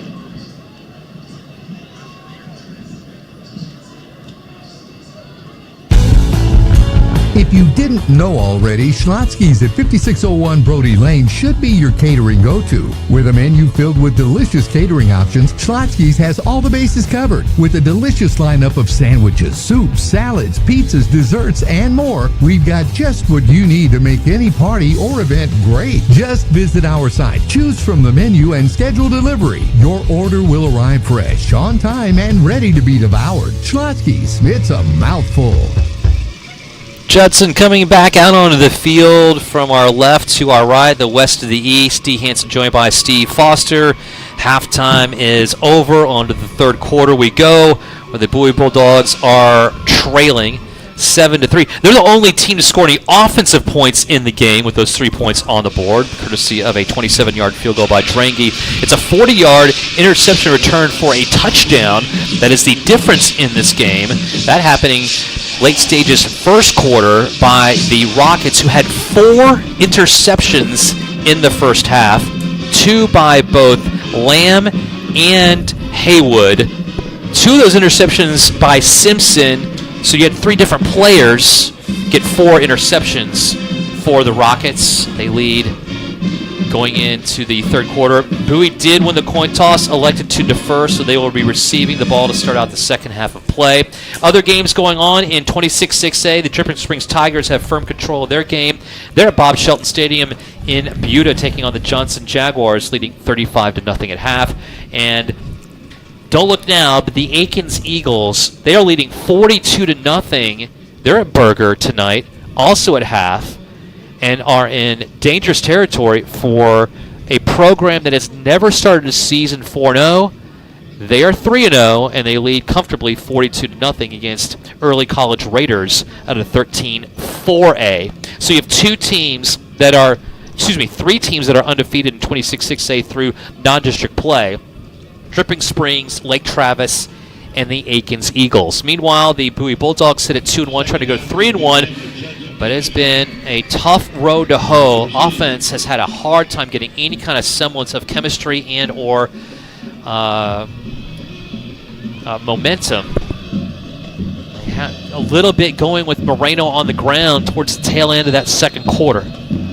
That's a quarter that they have dominated all season long, 52-7. This is a quarter they have not dominated. The third quarter, 21-7, they have failed to really do much, and right now they need a lot. And they will get the ball to start out this third quarter on the return from Katz. He gets it from the 5 to around the 22-yard line. 1st and 10 on the near side hash. Going left to right, Bowie clad in their white tops, white bottoms, black letters, numbers, and red trim, the black helmets. The Judson Rockets in their home reds, white pants, white letters, numbers, and gray helmets. And Brady Lamb will stay in at quarterback. Christian Haywood started the game. Lamb trying to finish it. The offset eye, left-hand side, it will be a handoff. Moreno finds the edge, breaks it back into the 25-yard line, lowers the right shoulder to the 30-yard line. We're accustomed to that downhill running from the bruising back in Moreno. And he gets very close to a first down, a gain of 8, 2nd and 2 coming up. Yeah, I like going off the edge. You know, a lot of beef in the middle of defenses these days, high school on up. A great choice. Campbell, Watts, Nelson, Drangy are your starting wideouts. Handoff again to Moreno. Waits for blockers on the far side sideline. Gets near the 35. Again, it's a scrum, rugby style, as the offensive line continues to push all the way near the 39-yard line for a first down carry. That offensive line from left to right, Glowance, Merkel, Mawad, Wagoner, and Coppage round out your offensive starters here for the Bulldogs. Here is Carson Ledford out in the slot. He'll be in motion now as the up man and block. It'll be Moreno cutting his way past the 45 to the 46. And this is more accustomed to what we've seen majority of the season. This offensive line now really seemingly just coming out with a little bit more of an edge to them, Steve, and they're knocking this defensive front back. Well, I think we know what Coach Abels and the rest of the staff said. We're going to establish a tough guy mentality coming out of the locker room, and this is basic all-time football. Trips right-hand side, one out left. Lamb again with the option, pitch it right-hand side. Trying to find the edge again as Moreno didn't have nearly as much space this time, but again, when he breaks it back in, he lowers those shoulders and he's able to maneuver his way, take tacklers with him past midfield of the 49-yard line, and somehow get a first down. Yeah, again, pad level is important because when you square your body up to the line of scrimmage and can get a good push, and Reese Moreno is a strong rusher of the football, you can push the pile past the first down marker. Willingham, Nelson, and Watts are your trips to the right-hand side, the short side of the field. Drangy out left. Handoff up the middle again. Here is Moreno bouncing off of tacklers, but this time not much. Gains 2, maybe on the play.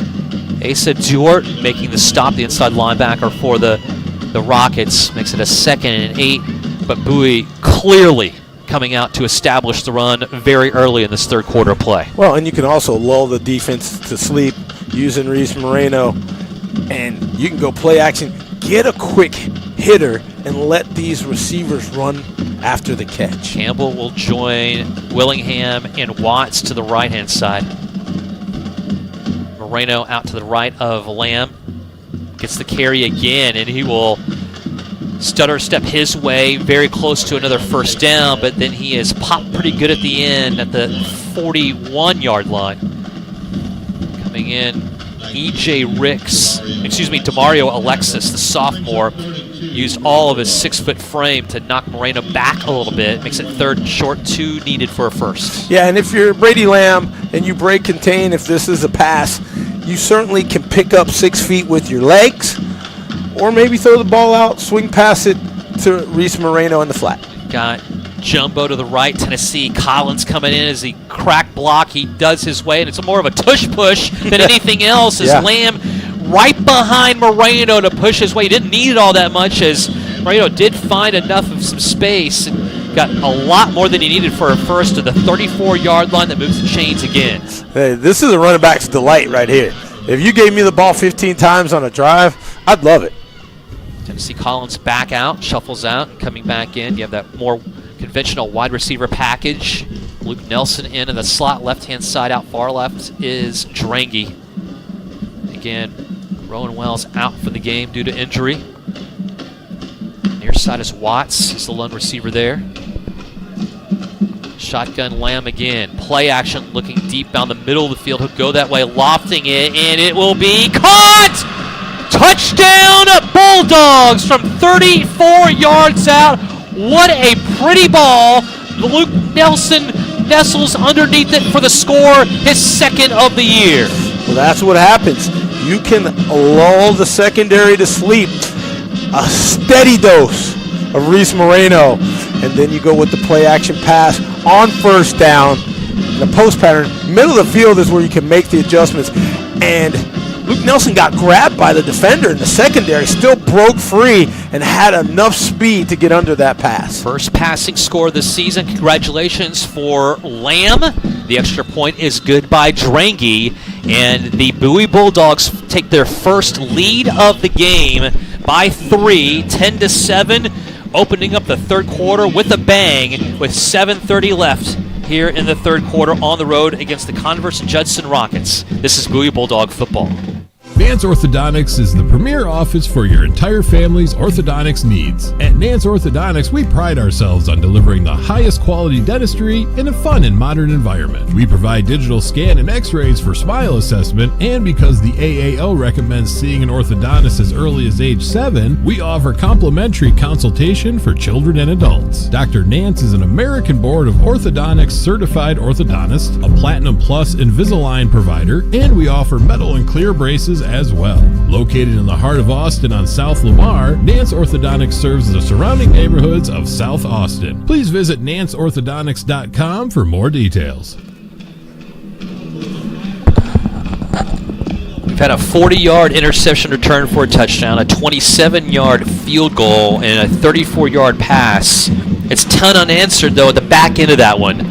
Bowie scoring the last 10. Lamb connecting with Nelson.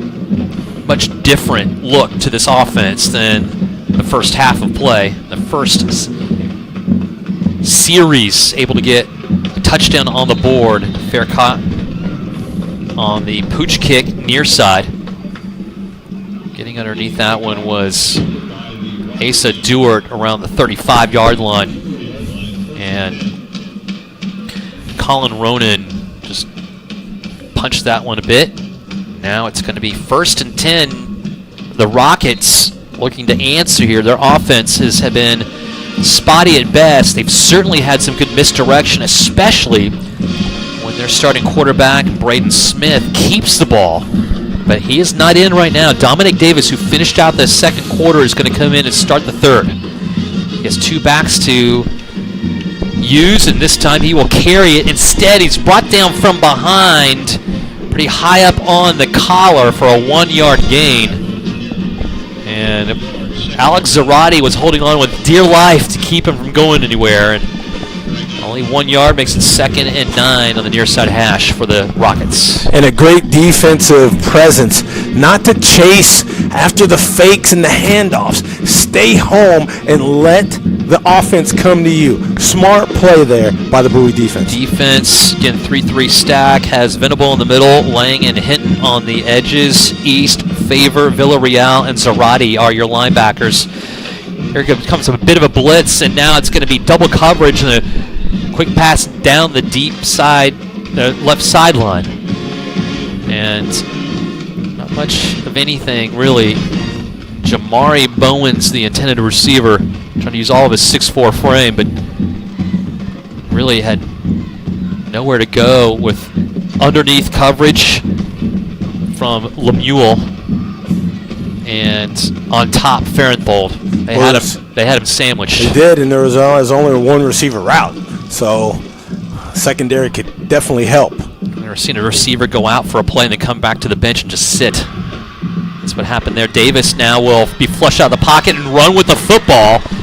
And with that, dangerous legs for Davis as he will get upfield and get well enough for a first down, almost 12 yards on the carry to the 47-yard line. Sees that also he has the ability to be flushed out. Both of these quarterbacks coming into the season trying to fill the shoes of 3-year starter Elijah Favela, who had a great run as a starting QB. Davis will hand it off. Graham, who is met, stacked up, and driven back. Mason East making the play. When initially it looked like maybe Graham might have something, he had nothing. Mason East filling that A-gap between the center and the guard on the left side extremely well. And you can tell, again, there's a difference between a 165-pound running back and a 200-plus pound running back, especially when you meet in the middle of the hole. East stopped Graham from going west. Davis on the run, connects to his receiver in Davis, who goes all the way down the field to the 5-yard line. They're going to mark him finally at the 5. And on the run, Davis brought the defenders in, found A.K. Davis on the quick slants, showed off his wares, and at the end of the play, there's going to be a face mask. We'll half the distance to the goal. Bring the ball to around in between the 3 and the 2-yard line. First down and goal to go from that standpoint. Easily the Rockets' best offensive play of the day. Well, patience was a virtue right there in holding on to the football till the receiver broke free. Handoff goes Graham, and he tries to break it upfield, the right-hand side. Doesn't find any room over there. Mason East making the play. Favor in on the mix. Got to get the binoculars out. That's way out there. Hinton also coming in from his end spot, making the stop. It's bringing second down and goal to go from the 2-yard line. Well, I think here, because you do have a change in quarterback, you have to honor what we've already seen out of Davis. So don't be fooled if you're the Bowie defense by a fake, because Davis may decide to keep this ball for himself. Davis, 5'10", 180. He will hand it off again to Graham, who is brought down from behind. Guess who? Mason East again. It's going to be a loss of 3 on the play, back to the 5. Graham goes. It's third down and the goal to go from the 5. It's just great defensive presence by the Bowie Bulldogs. They're just stacking the A-gap between the center and the guard, the B-gap between the guard and the tackle. Nowhere for a rusher to run in red. Huge offensive line, nearly 300-pound average here as we have Davis again. Graham trying to find the corner, and he breaks it back in again. And he's brought down inside the 5 to the 4 as far as he goes. You got a little help there from your free safety, Logan Farenthold, making the stop. It's down at the 4-yard line, and it's fourth down and goal to go for the Rockets. I think this is a punt. A field goal, if I'm not mistaken, to tie this game up for about 22, 23 yards. Bo Amador on the season. He's 1 for 1. There you go. 30 yards is where he connected and trying to tie things up. But amazing stop from the 2-yard line for the Bowie Bulldogs. Ball will be snapped back to around the 12-yard line. Snap back. The kick is up. It is low, but it is still good. And big play from Davis to Davis. Dominic to AK gives the Rockets a breath of life, getting that much closer to the end zone, but the defense for the Bulldogs hold them to 3, and we're even at 10. As we get closer to midway stages of the third quarter of play, we'll keep it here. Pretty good response there after a great opening drive by Bowie for the Rockets, who had not really shown any semblance of being able to throw the football. Clearly, Dominic Davis gives him a little bit more of a wrinkle in that category. Oh, you're absolutely correct. And you like what you see out of the new signal caller and Dominic Davis, because he puts pressure on you with his legs as well as a good decision-making quarterback to get the ball downfield. Now, what you like even better is the fact that you had 1st and goal on about the 2.5 yard line by the Bowie Bulldogs, and the defense is solid. They being the Judson Rockets, losing yardage going backwards, and then the Rockets having to settle for a field goal. You might hear our crowd mic, that kind of rustling a little bit. That nobody's touching that. The wind is picking up. It's going from right to left, east to west. And the touchback, right after I say that, Amador with the kickoff. Loving deep to receive. Lets that one go. But that's going to be more of a factor, at least to the ending stages of this third quarter with 3:07 left, where Bowie's offense comes back out on the field. The offense will have the win at their back in the fourth quarter. Right. But that stands to be somewhat of a factor going into the win right now. Brady Lamb back out there at quarterback. 10-10 your score. Handoff Moreno. Finds a big hole, and then he will skip his way past midfield. He's at the 30, 25, 20, 15, 10, 5, and a touchdown. 75 yards. The Bulldogs take the lead again on one play. Heck of a play by 20. And I think a little help maybe by that umpire, as we will identify Leland Page. I don't think he meant to throw a block, but the ball goes off left side, B-gap between the guard and the tackle. Moreno steps over a defender and cuts off of the umpire, and it's now a 40-yard, 50-yard dash, and he wins. Moreno, 7th rushing score of the year. And the extra point by Drangy is good. Well, the defense didn't get a lot of time to get rest on that last play, but they'll take it as, again, the Bulldogs have now retaken the lead, 17-10, 2:54 left in the third quarter play against the Judson Rockets. This is Bowie Bulldog football.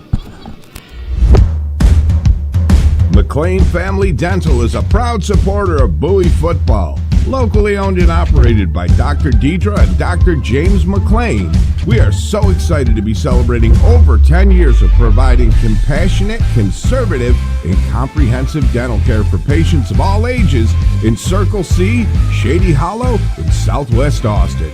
From your friends and neighbors at McLean Family Dental, go Dogs! Reese Moreno coming up big, as he has done on many occasions during the course of the season in the second half of play, getting the touchdown. You know, he came into this game, Steve, averaging 9.5 yards per carry. That's going to get better after that last run of 75 yards. Well, it won't dip. What a workhorse. And it's seemingly, you know, he's one of those running backs, and I know that this is kind of a running back mantra ever since I've been watching football. The running backs that want the workload seemingly get that much faster and run harder as the game goes on. Oh, absolutely, because we know the defense is getting tired and worn down. What I love about Reese Moreno is he doesn't ask to come out of a football game. That I respect. He is conditioned enough, at least here in the first part of the season, and I love to see that. Keep feeding 20. And had a tough start to last year. Here is a popped up kickoff. Again, it's into that wind, so you can even see it get knocked down a little bit. Right. And in dangerous territory for the Rockets, got underneath that one, tried to return it somewhat, but maybe 5 yards after getting underneath that ball was Marcel Smith, who has made a couple of good returns on special teams. Yeah. But defense for this Bulldogs squad, aside from one big explosive play, have been on point, but they have another thing to contend with, and that's clearly Dominic Davis, who's brought a different whole wrinkle to this game for this offense for Judson. He's back out on the field, handed off to Graham, who now Bowie's defense can't just settle in on Graham. They have to account for number 11. Yes. Still, Graham didn't get much of anything, maybe a yard and a half on the play. It's second down and a long 8 to go here for Judson at their own 41.5. Well, just get upfield, but you don't have to chase the ball, D. That's the secret. Stay in your rushing lanes into the backfield and then find the ball carrier. Graham's averaging over 8 yards per carry on the season, so he has been chewing up defenses as well on the ground. 2:09 left here in the third quarter. Davis is going to pass. Flings it deep down the left sideline, and it's overthrown just a tad. I think it was perfectly placed. There's a flag at the end of the play. He's trying to hit Jamari Bowens, a sophomore again, and the flag will go against the Bulldogs. That's going to be roughing the passer. So a big bailout. Would have been a third down coming up and around almost 9 to go. It's now first down and 10 at the 44-yard line of the Bulldogs. I know Cade Villenbull's not happy about that. Easily the biggest penalty of the game. Yeah, and that would have set up third and long, and so he is out for at least one play. But, got to settle down. He was jumpy a little bit in the first half.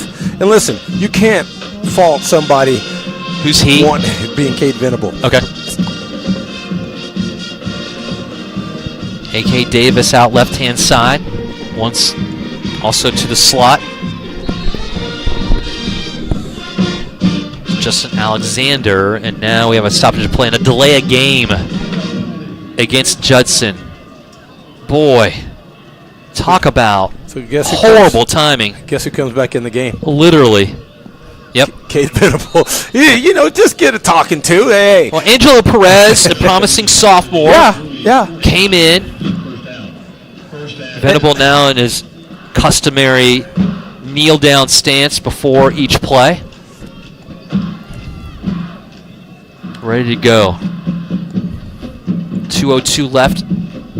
It's first and 15, and a run with a lot of room, breaking it back in, and finally Graham feels like he has the run he has been having all season long. Mason East will escort him out of bounds, but not until nearly a first down carry, 14 yards to the 35-yard line, shy by 1. Now tempo as Davis will get under center, and will push his way for a first down, a little bit extra to the 32-yard line of the Bulldogs. And a good run. You mentioned it, Caden Graham, and I loved it because I get to see what it looks like when you dip in and you act like you're going to cut up and then you bounce that ball out like that. You can find a rushing lane and came near side to us, D, and that was a good 14-yard pickup. It's amazing what a little dip of a shoulder could do to the defense. Yeah. Filler out left-hand side is caught by Alexander, and good defense. Nice ankle tackle at the end of that one to keep that from being any more dangerous or damaging as it was Lemuel at that corner spot making the play. And he was almost getting blocked as well and ducked under the oncoming traffic and made a nice open field tackle near side to us. Davis has Graham to his right, two receivers out left-hand side. Alexander in the slot to the left has been used a lot tonight as a freshman. Here's Davis looking right-hand side, and he's going to lob it to that right-hand side, and it will be incomplete on the far side sideline, and Banks on the coverage. Really good coverage there. Playing a trail technique, but that ball was definitely overthrown, and Banks certainly can go up and get the opportunity to high point a pass that would have gone far side, but ball way overthrown. Isaiah Waller, the intended receiver, did seemingly kind of fall down a little bit, but had no play on that ball. Correct. Trips left-hand side. Graham will come out of the backfield now and be a lone receiver out right-hand side. Alexander in motion will get the handoff on the inside, and he's going to be tripped up a little bit, stays on his feet, fights his way on a 3rd and 6. Interesting play call on a 3rd and 6 on the inside handoff. Really spreading that defense, but everybody stayed home. Field goal. Hinton made the play. It's going to be 4th down and around almost 5 to go here. And now you have Braden Smith back out on the field, who had started this season at quarterback, and maybe he's the better punter of the two. I think it's a field goal. That's exactly the way the Rockets are shaping up, but there's a lot of confusion. They may have to take a timeout. As there's 10 on the play clock, and nobody knows what's happening. You're right, Braden Smith was coming out to hold for Amador on this field goal attempt. But right now, where they placed the ball, if you take it from the 27 back 7, 34 plus 10, 44-yarder, kind of to the left side, not on the left hash. And here's the difference. Yeah, but the wind at the back is another factor here that we, get that ball up if you're Amador, but there must have been some indecision along with the fact that's also the end of the quarter. Correct. Might as well just sit on it and think about it a little bit. Yes. That's exactly what we're going to do. A big 4th quarter coming up.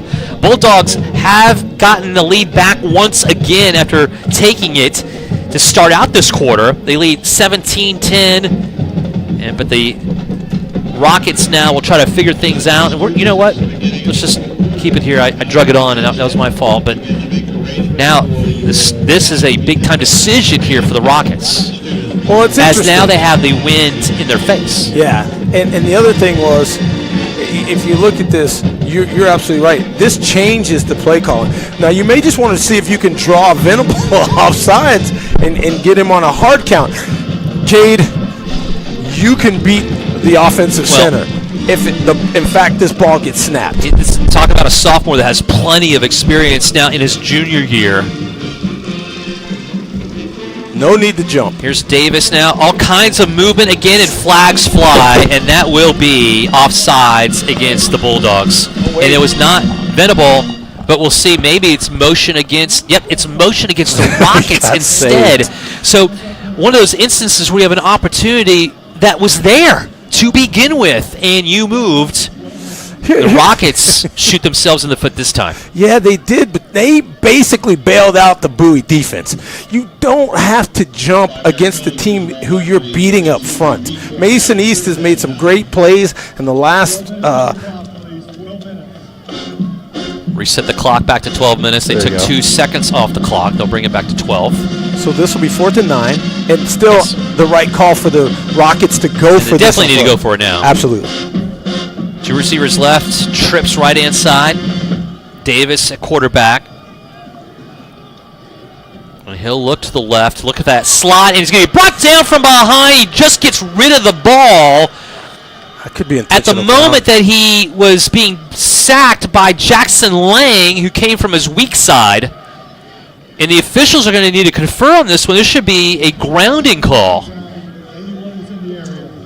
Oh, they're saying receiver was in the area. Fair enough. So what? Turnover on downs. It does not matter either way as the Bowie Bulldog defense stiffens up. And, I don't fault Davis at all. He had no time as Lang came from basically the top of your screen, his right edge spot, and he was there within a blink of an eye. Speed and strength beats size.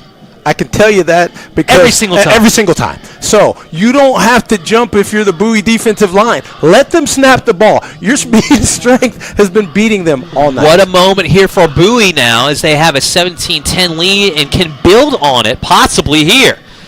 Moreno will get the carry.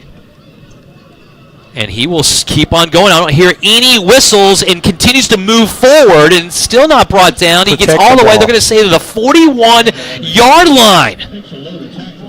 The initial contact, I would say, was 2 yards upfield. Yes. And We have seen this on numerous occasions this evening, the way this offensive line and the rest of the team has gotten behind Moreno to keep his momentum going and keep that whistle from being blown. It's 2nd and 1. Again, the strength of the now offensive line of Bowie doing its job, pushing against the defensive line of Judson. Makes Lamb's job that much easier at quarterback. It's going to do a handoff. Moreno down from behind, but he's got the first down at the 45. That's all you need. Keep the chains moving, keep the clock moving. The one thing I was going to say, the difference between the end of the first half and now, with the fact that the defense of Bowie held Judson out of the end zone with the score, now the difference is 7, not 3. And you had that lead. And so now you have a whole different feel when you're a touchdown ahead as opposed to a field goal. Austin Hagan made the stop. The defensive lineman for Judson trips right-hand side. One out left is Drangy. Lamb with a long look in with 9 on the play clock. Plenty of time. Goes to Drangy's way. A bullet pass to Drangy. Somehow collects it and brings it in. Great coverage. Even better reception at the 35-yard line. Bolden was all over Evan. And Drangy kept that focus, brought it in, and moves the chains. Yeah, that ball was thrown near side. You have size advantage on the receiver, and Brady Lamb let that ball go. He didn't tentatively send it. He just let it go. Yep. And let your receiver make the adjustment on the ball. 10 to go in the game. Lamb driving this team down the field in 1st and 10 will hand it off. Moreno will stay on his feet. He has such great ability to absorb contact and still move forward somehow. His center of gravity is unmatched. Gets inside the 30 to the 28-yard line, a gain of 7 on the carry. And no need to rush if you're the Bowie Bulldogs. Make sure you know what your assignments are. This could certainly put this game not well out of reach, but certainly give you a lot of cushion to play great defense. Under 9.5 to go now. Pistol formation. Lamb, a little bit of delay on the handoff. Right-hand side, just in that A-gap for Moreno. Gets the first down. That's all you need. 6 or 7 on the carry. And these are the type of chunks we've seen so far.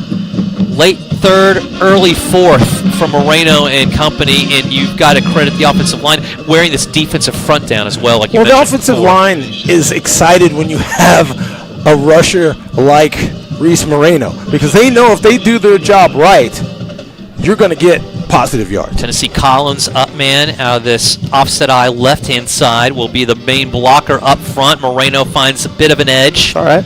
Inside the 20 near the 17, a late flag at the very end of the play near the 10, way away downfield on this one. And there might be a holding call. DeMario Alexis, the free safety, made the play and the tackle on Moreno. That'll be against the Bulldogs. And you see that the back judge, that was a long throw. I'm not sure. Yes, it was a holding call, D, so it'll be 1st and 20. Again, you're moving 29-19. As long as you maintain possession of the ball, you're going to put a lot of stress and strain on the Judson defense to keep Bowie out of the end zone. Sounds weird, though. The clock runs at 8.5 to go. Moreno, another inside handoff. He can get through this first level. He can make something out of it. He nearly did. Gets down to the 20-yard line. But he was very close to breaking that one. Alexis again. The free safety has been bailing out this defense for the Rockets. Making another big-time tackle. He's only a sophomore, 6 foot, 165. Able to bring Moreno down. It's now 2nd down and a much more manageable 8 yards. Well, Reese going to get a break, but he was willing to stay in the ball game. I know he had his hands on his knees, but I love the moxie. Julius Silva comes in, capable back, had over 200 yards last year. Will get the handoff out left-hand side and has nothing to do with that. He can't go anywhere, and that wasn't his fault necessarily. E.J. Ricks with the tackle, his 2nd for a loss on the year. The bandit back making the play and driving this offense back even farther to the 25-yard line. Yeah, there was no respect there, but I tell you, if Brady Lamb wanted to be gutsy, if he keeps that ball that far side, no one was home. And I know Brady doesn't run a lot, but that could have been an interesting Moreno move. back in. 4 wideouts, 2 to each side. It's going to be a flare out to Moreno. He's got the catch, and then he fumbles the ball out of bounds inside the 20 near the 17-yard line. Slow to get up at the end of that one. I don't know whether that's just being gassed at the end of the play. A little bit. But Bolden came in there. Dewart also making the stop, and he's slow is Moreno to get back to the huddle. Ball went out of bounds on a fumble, and it's going to be marked at the 18-yard line. It's going to be a field goal of 38 yards. 35 yards on the near side hash. Drange's long is 38 on the season. He's already connected from 27 earlier on tonight. All kinds of motion against the Rockets. The field goal is up, and it is good. Is it offside? We'll see if it's offsides or motion against the Bulldogs. They're looking over to Bowie's sideline. Be 4th and 1. To see what they would like to do. Would they want to keep the points or move it to 4th and 1? What, D? You have an interesting choice here. We'll see what the call is first. Okay. Offsides, Rockets has been confirmed. Okay, so if you go 4th and 1, you can at least bring the offense on to see if Judson jumps offsides and gives you the cheapy 4th and 1. That's not what Jeff Abels is going to do. He's going to take the 2-score lead. Or you give Reese Moreno an opportunity to go. But again, as you said, all moot. All moot. And Bowie will get the field goal by Drange to go through. 35 yards out.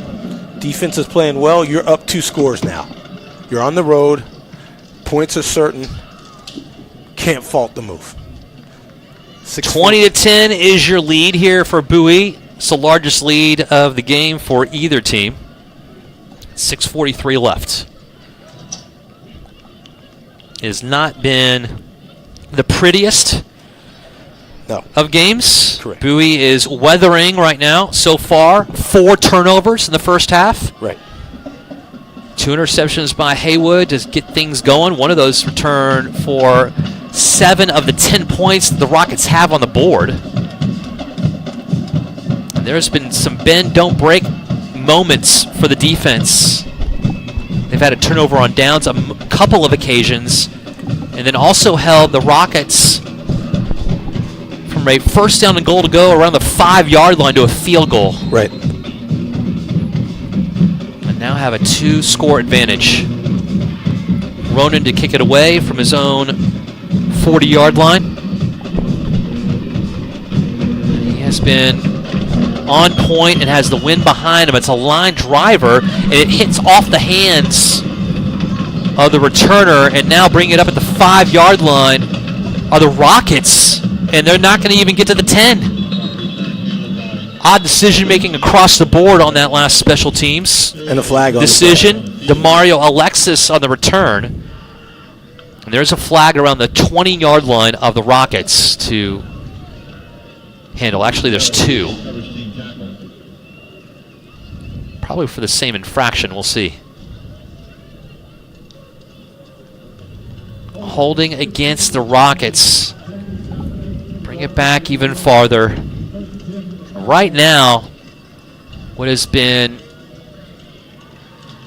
a focal point of this season, all season long for the Bulldogs, have been their defense. The back end has been, at times, not as tight as they'd like to be. But this evening, aside from one big-time explosive play, have looked really good. Well, you can bend but don't break here and run the clock out if you're the Bowie defense. Dominic Davis at quarterback is always dangerous, and he will stiff-arm his way past the 10 near side sideline and lower that right shoulder near the 15, 16-yard line, which is enough for a first down. Yeah, and you just got to play contain. You don't have to do anything unusual if you are Bowie. You're up 2 scores, and you've been playing excellent defense all night. No need to get crazy and try to get an interception unless it's thrown to you. Here's Davis again. He'll roll out a design play, and it'll be picked off at the 20-yard line. Brought upfield past the 10, inside there to around the 8-yard line. Getting yet another INT on the season, Taylor Gibbs. Actually, this is first of the season. Unless they throw it to you. Now it's the first turnover of the game forced by Bowie. Yes. Now, again, that was perfect coverage. Stay back, take away the passing lanes, and if the quarterback throws the ball to you, then, of course, perfect timing for an interception. Thank you, Taylor, for giving me that lead-in. 5:57 left. All of a sudden, Bowie's knocking on the door after that interception return by Gibbs.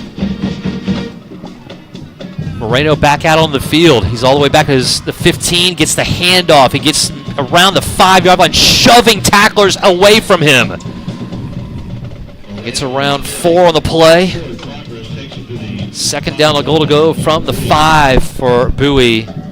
And they are happy also to drain more time off the clock up by 10. Slow play. This is definitely no need. Make the Rockets use some timeouts, for sure. Willingham staying out there. He has had a nice game at tight end position. Sophomore. Watts out left-hand side. Drangy out right. Lamb out of the shotgun with 2 tight ends.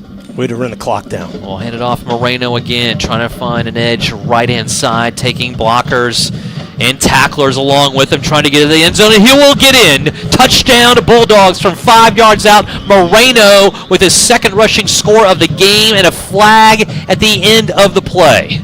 This ought to be interesting.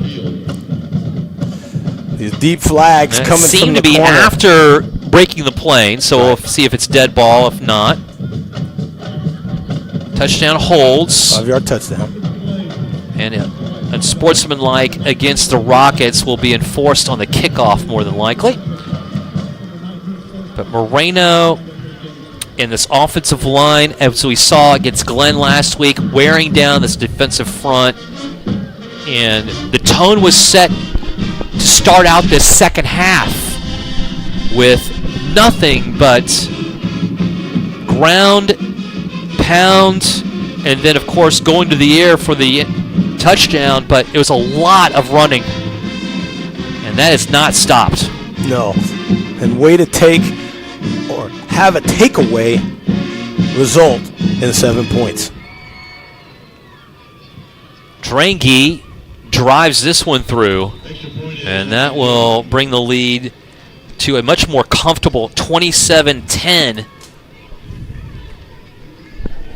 Standing with 4:59 left in the game, right. And Moreno, again, we've seen this throughout the course of the season. Second halves kind of take over with the run when Bowie's been in position to do so. Against Vista Ridge, that was not the situation, but at other times, he's coming in, he's playing the entire game, he wants the ball, and that's kind of the recipe. But there's a moment where he's kind of the closer as well. Absolutely. He's done that here tonight. Well, and you can see the big move for the Bowie Bulldogs this evening is the offense and defensive lines. They have certainly come to play and to really redirect everything, especially after the multiple turnovers in the first half, D. 8 touchdowns on the season for Moreno. And he came in with nearly 500 yards rushing through 3 games. He certainly has gotten and eclipsed. He's over 100 yards tonight. And so after 4 games, Steve, he is 400 yards shy, plus or minus, of 1,000 yards already. And we're not even halfway through the year. Well, when you can break off 75-yard touchdowns, it certainly helps the bottom line. It sure does. 100%. I think you just kicked this ball through the west end zone. And there is a breeze behind Ronan. Ball at the 45 of the Rockets after the penalty was assessed. And he's going to instead dribble this one down the middle of the field. It's going to be bobbled a bit and then brought back up. Rockets looking for some kind of maneuvering here and don't have much of an opportunity to do anything else other than return it, Steve, even though that was dangerous territory. Right. To do so when you're down 27-10, you have to take some chances, and they did, most certainly there, but only get it to their own 5-yard line with a big mountain to climb. Yeah, and again, I think the same strategy still exists for the Bowie Bulldog defense. You can bend but don't break. You don't have to come in and try to get a safety. All you have to do is play contain. The clock now clearly is your friend. Bowie had some really good averages of points given up, especially during that 21 season, the 22 season. They were hovering around 16 points per game given up. Handoff goes up the middle here, and again, the Rockets have to go to what they know best to try to open this game up a little bit or find some kind of room to get back into it. Graham with the carry, but last couple years, Steve, the defense hasn't quite been on the same level as those two defenses. Last year they gave up over 27 points per game. Back in that range now. Through 3 games, they've given up 18 points per game. If they hold on to this 10-point given up, that will improve again. Davis with the keeper, this is Smith. And he doesn't go anywhere. Mason East rearing up once again. He's had a whale of a game coming in from his linebacker spot with this loss on the play back to the 3. They're going to mark him at the 5, the forward progress for Braden Smith, but clock runs with under 4 to go. Jackson Lang, Cade Venable, as you mentioned, Mason East. Then you also have Hinton, River Favor. Yep. I mean, just a solid. Gibbs with the INT. Gibbs with just a solid. We've seen play. Villarreal have some nice moments in this game. Play action. Smith in trouble. Gets hit as he throws the ball near the line of scrimmage. Jackson Lang again wreaking havoc. And that will bring up a 4th down and 10. And no intentional grounding again. I'm telling you, Smith, as he's getting hit in the side, threw that football at the line of scrimmage. Yeah, and again, Jackson Lang just the speed and the strength off these edges for Bowie tonight has just been incredible. Now back in pump formation are the Rockets. Late sub coming in here for the Rockets special teams. Wind continues to pick up. Pablo Trevino to kick it, and now we have a stoppage of play. Delay of game, the second of its kind here for the Rockets in this half. As if it couldn't get any more stressful. Right. For Trevino. He's going to be brought back to the 3, and he's all the way back to the back end of his own end zone. So now you need Drangy and Katz. Katz is all kind of fired up. He point up in the sky. He's ready to go. Well, you got to get a good snap here. And remember, 2 punts have already been partially blocked. Katz is going to move up. He's at the 20-yard line of the Rockets. Dranky's the one deep at the 34. The ball goes over the head of Trevino, and it will be a safety. Just as you had mentioned it, this snap is such a big deal, along with the fact that we've had a couple of instances where I think we've felt there were partial blocks of punts. This time, didn't have to worry about it. Nope. It just went right over the head of the punter. And I'm telling you, the wind is a factor. Add 2 more on the board. And Bowie now has their lead balloon 29-10. Think of it. Bowie didn't have a touchdown in the first half. They had thrown 4 interceptions and trailed 7-3. Things did not look good. No. And then they throw 26 unanswered in the second half and have a commanding lead. So when you go now to the box score at the end of this game, you're like, well, okay, Bowie took care of business on the road. That's not how it felt after 1 half of play. That's right. But again, it's the journey, and it's a marathon, not a sprint. And I just wondered about the snap because, as you mentioned, rightfully so, D, a lot of pressure already, 2 partially blocked punts. And so you want to get a little more zip on the ball if you're the long snapper, and that extra zip shoots the ball over the punter's head. Well, if you're wondering where the kick it can be a punt or a kickoff. Right. From the 20-yard line. Amador comes out, and into the wind he goes. This needs to be a line driver, if nothing else. And he's going to pop it up in the air. Up underneath it will be at the 34-yard line is Loving. He's at the midfield stripe, gets to the 45, brought down at the 44-yard line. He is slung down there on a violent bring down by Bolden. But Loving keeps those legs going. And now it's 1st and 10. Bowie in command of a game that was all over the place. Right. Through about 2 quarters, but talk about tone setting. That drive to start out the 3rd quarter of play, it's Agreed. I mean, it's the biggest meme in football. How well you start out the 3rd quarter of play. And it might be cliche, but it worked tonight. Loving in, and he will get the handoff. Sprints his way right-hand side. Gets all the way down to the 30-yard line, just like that. And you also have Deuce Brown, Jr., at quarterback, leading the way as Jeff Abels has called off the Dogs. And you're going to have a few more backups in there as well. Hanson Rusing, in there. Saw him warming up on the sideline earlier on. Handoff goes right-hand side. This is Silva. And he keeps those legs churning past the 25 near the 21-yard line. That running back room is healthy. Yes. And now you're seeing a couple of backs get some experience in this one. And Deuce Brown is in. Yes. They're shuffling in him and Rusing. Yes. And also, as you mentioned, the running backs as well. We'll have the 2-minute timeout come, and I don't think you want to snap the ball before that 2-minute timeout. Damio Hoare out right-hand side. Get some other players in that don't normally see a lot of action.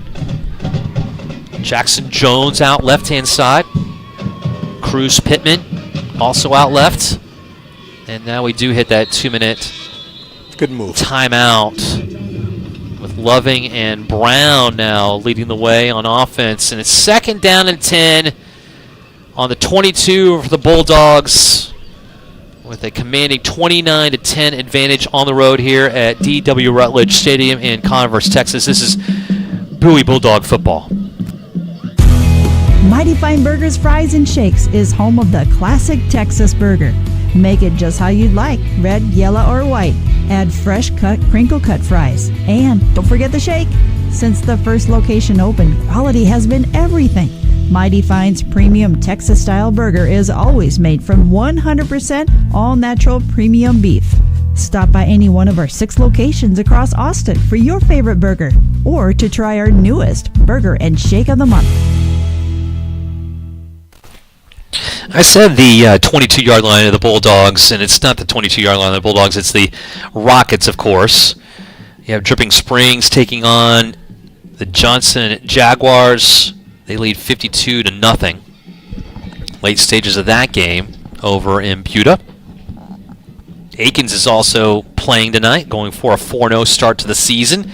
Delay on the handoff, and instead it's a keeper. Awkwardly being brought down is Deuce Brown, but he still gains pretty good, healthy chunk of yardage, and more importantly, will move the chains on the carry to the 17. 147 left here in the contest, and the Bulldogs now happy to get players more experience with a 29-10 advantage on the road against Judson. You can take a knee from here. You can. You don't. You can do that. Yes, you can do that. That is an option. Silva back in as your running back, and Rusing as well, getting that play clock down as far as they can. Still going to hand it off. Silva with a little bit of kind of a stutter step, delaying upfield to the 15-yard line. You can see players that really want to play out there blocking with all of their effort too. I mean, You have Damian Hoare, who's out there blocking the corner that's on him as if the Super Bowl's on the line. You love that. You love it. The effort. Love Absolutely. it. Clock rolls. 44 left. 2nd and 8 to go.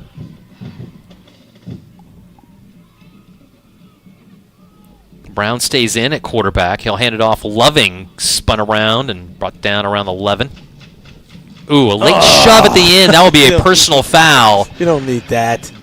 Against the Bulldogs. And that's the kind of stuff that will possibly get you taken out of the game. I'm not going to... This is not a moment you want to bring out that kind of stuff, but that is not what Coach Abels wants to see. No. Yeah, and I can already see coaches motioning, get out of the game. I can see arms. We'll see. No, I think you're right. But what I also like seeing, Steve, having played high school athletics, when you make a dumb mistake, the coaches are on you. It's nice to have your teammates go, it's okay. We got you. I like that you're protecting your teammate, but don't give the shove in the back. No. That part I'm saying don't do that. You can grab but when the you guy get in trouble say, and you do the thing that nobody wanted you to do, Right. it's nice to have somebody go, hey, we all make mistakes. That's right. That will also now finally conclude this game as well. And I was going to say what a game it was, but I stopped because there are so many errors and mistakes, especially in that first half, that need to be cleaned up. There is an element of doing some of those things in a game, Steve, and still having the wherewithal to go into half, collect yourself, and there's a resilience factor, short memory factor that you want to see out of a team. And if there's anything that Bowie can take out of this contest, when they were, I think, somewhat favored to win, they can take that out of it with a 29-10 victory. The score didn't necessarily indicate that's how unbalanced it was. Right. But Bowie fought through a lot of stuff and still came up on top with a good victory on the road. No, I absolutely agree. And, to see a team down on the road and, what type of moxie they may have to come back and fight through 4 turnovers in the first half, D, and the defense hold and not give up the scores on the turnovers. The score was an interception return for a touchdown, so Judson's defense jumped on the Bowie offense quickly so that they went up here 7-0, and then at the end of the half, towards the end of the half, you get a field goal by Bowie to make the score 7-3 in favor of the Rockets, and receiving the second half kickoff, promptly take the ball downfield and score to go ahead 10-7, and then the Bulldogs never looked back after that 34-yard touchdown reception. We will take our final break here very shortly. I'll really let you know, though, first that Lee and Kate Photography isn't just about pictures. It's about people. As a couple of South Austin moms, Lee and Kate know how to capture real moments, whether it's senior portraits, family photos, or special milestones. Fall sessions are filling fast, so don't wait. Book today and let Lee and Kate bring creativity, heart, and style to your memories. Visit leeandkatephotography.mypixitset.com or through Instagram. I would suggest you do that instead. Add Lee and Kate Photo, all spelled out, including the and. Be sure to tell listeners also that it's Lee and Kate. So let me ask you this. Is it Lee, L-E-I-G-H? L-E-I-G-H. Very good. Okay. And Kate, K-A-T-E. More Yes, conventional, but good call out as well. We're going to take one more break. When we come back, we will round things out here at D.W. Rutledge Stadium, where the Bowie Bulldogs come out on top, 29-10. And also, Steve will have our announcement of the player of the game, presented to you by Circle C Orthodontics. This is Bowie Bulldog Football. At Firehouse Subs, a portion of every purchase helps provide much-needed life-saving equipment to first responders all across the country. This year, contributions from Firehouse Subs and their suppliers will total a minimum of $1 million to support first responders via the Firehouse Subs Public Safety Foundation. Firehouse Subs Public Safety Foundation has awarded over 300 grants worth more than $4.3 million to public safety organizations all across the great state of Texas. In the greater Austin area alone, more than $343,000 has been granted to local public safety organizations, including Travis County Emergency Services, Williamson County Sheriff's Office, and ACC's Police Department. Founded by brothers and former firefighters Chris Sorensen and Robin Sorensen, Firehouse Subs is the real deal. They know firefighters crave delicious food and a lot of it, so they've made sure every sub at Firehouse Subs is piled high with freshly sliced meat and delicious cheeses. Firehouse Subs. Enjoy more subs, save more lives. Clearing things out here once again from DW Rutledge Stadium in Converse, Texas. Dee Hanson and Steve Foster, thanks for joining us here tonight on the Vype Live Network and its continuing coverage of Bowie Bulldog football. Bulldogs trailing at half 7-3 in a very almost strange first half where they threw 4 interceptions, one of those to return for a score. And aside from that, the defense, though, doing the job. Yes. And there are a lot of names to choose from. Moreno had a whale of a game. He had 2 rushing scores. Brady Lamb settled the offense down. Yes. And although he came in with an auspicious start, yes, he had 2 interceptions of his You're own. correct. He certainly didn't let that dissuade him from being able to orchestrate the offense, True. which he did. There were True. moments where he had some key passes, too. Willingham, the sophomore tight end, Yes, he got a couple of big plays as correct. well. There's a lot of names you can go to, but we don't want to, get ahead of ourselves because Steve, I don't do that. I don't give out that much anticipated moniker of player of the game, which is presented to you by Circle C Orthodontics. You do. So Yes. who is that? You made very great cases for a lot of Bowie Bulldogs this evening. However, even though you are absolutely correct, I love the moxie and the forgetting and erasure of mistakes by the quarterback Brady Lamb coming out throwing a 34-yard touchdown reception. I love number 20. It was my old number. And Reese Moreno just electrifying again this evening, helping this team to victory. But tonight, it's Agent Zero, Jackson Lang. I think the defensive line was just terrorizing. They turn away the Judson Rockets after 4 turnovers in the first half to keep this game in reach and to allow the reset by the offense to then take command here at DW Rutledge Stadium. So the senior, the man on the edge, Jackson Lang, number 0. What's interesting about that is that defensive front, much like many defensive fronts we talk about with Bowie, that 3-3 stack, they will always give kudos to their teammates, especially those 3, the ones that are in the trenches. Yes. In the way that Venable played tonight, extraordinary effort, and also had some great moments in the game. Hinton also tracking down running backs and quarterbacks as well. I'm sure that Lang would share that with his other 2 guys. And Mason East. And we got there's a lot of defenders. I'm just talking about those defensive front 3 you're setting correct. such a tone with that. Okay, final thoughts. And obviously this is not exactly still the type of game that we saw in the very beginning of the season against Manor, the cleanest game we've seen so far, but it's the first game of the season. But since then, we've had some bumps in the road for the Bowie football team, whether it be an offense and or defense. It hasn't been clean so far.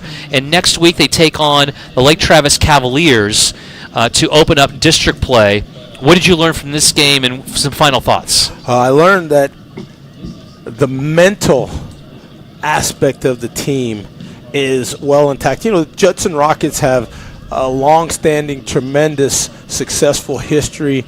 The coach, D.W. Rutledge, winning multiple state championships with the Rockets, and then coming in, being down, turning the ball over literally time after time in the first half, and not having that affect the defense at all, and the offense then clicking, and now dang near tripling the score of the Rockets. I think that will take and carry this team into all types of difficulty, because you're going to have it starting next week with Lake Travis. You got Westlake, you got Dripping Springs, and the like, and we see Aikens now 4-0 for the first time ever. So to be able to keep the wits end in the helmet correct, along with the play on the offense and defense, having field goals made, I'm very excited about the season. What would be one of the bigger priorities then to clean up before district play turnovers? starts? Always turnovers. That's the cardinal sin. Oof, that was, this is a team that had thrown one interception all season long. They only had 2 turnovers. Maybe they just wanted to get it out of the system. They only had 2 turnovers all year. They doubled up their entire turnover amounts going in this one game with 4 in the first half on top of that. That's the cardinal sin. Thank you, Steve. Okay, that's going to do it for us here tonight. It's time for the next season to get underway next week with Bowie back on the road in their second-to-last Thursday night game of the season. The Bulldogs open up district play when they take the field against the 7th-ranked team in the state, the Lake Travis Cavaliers.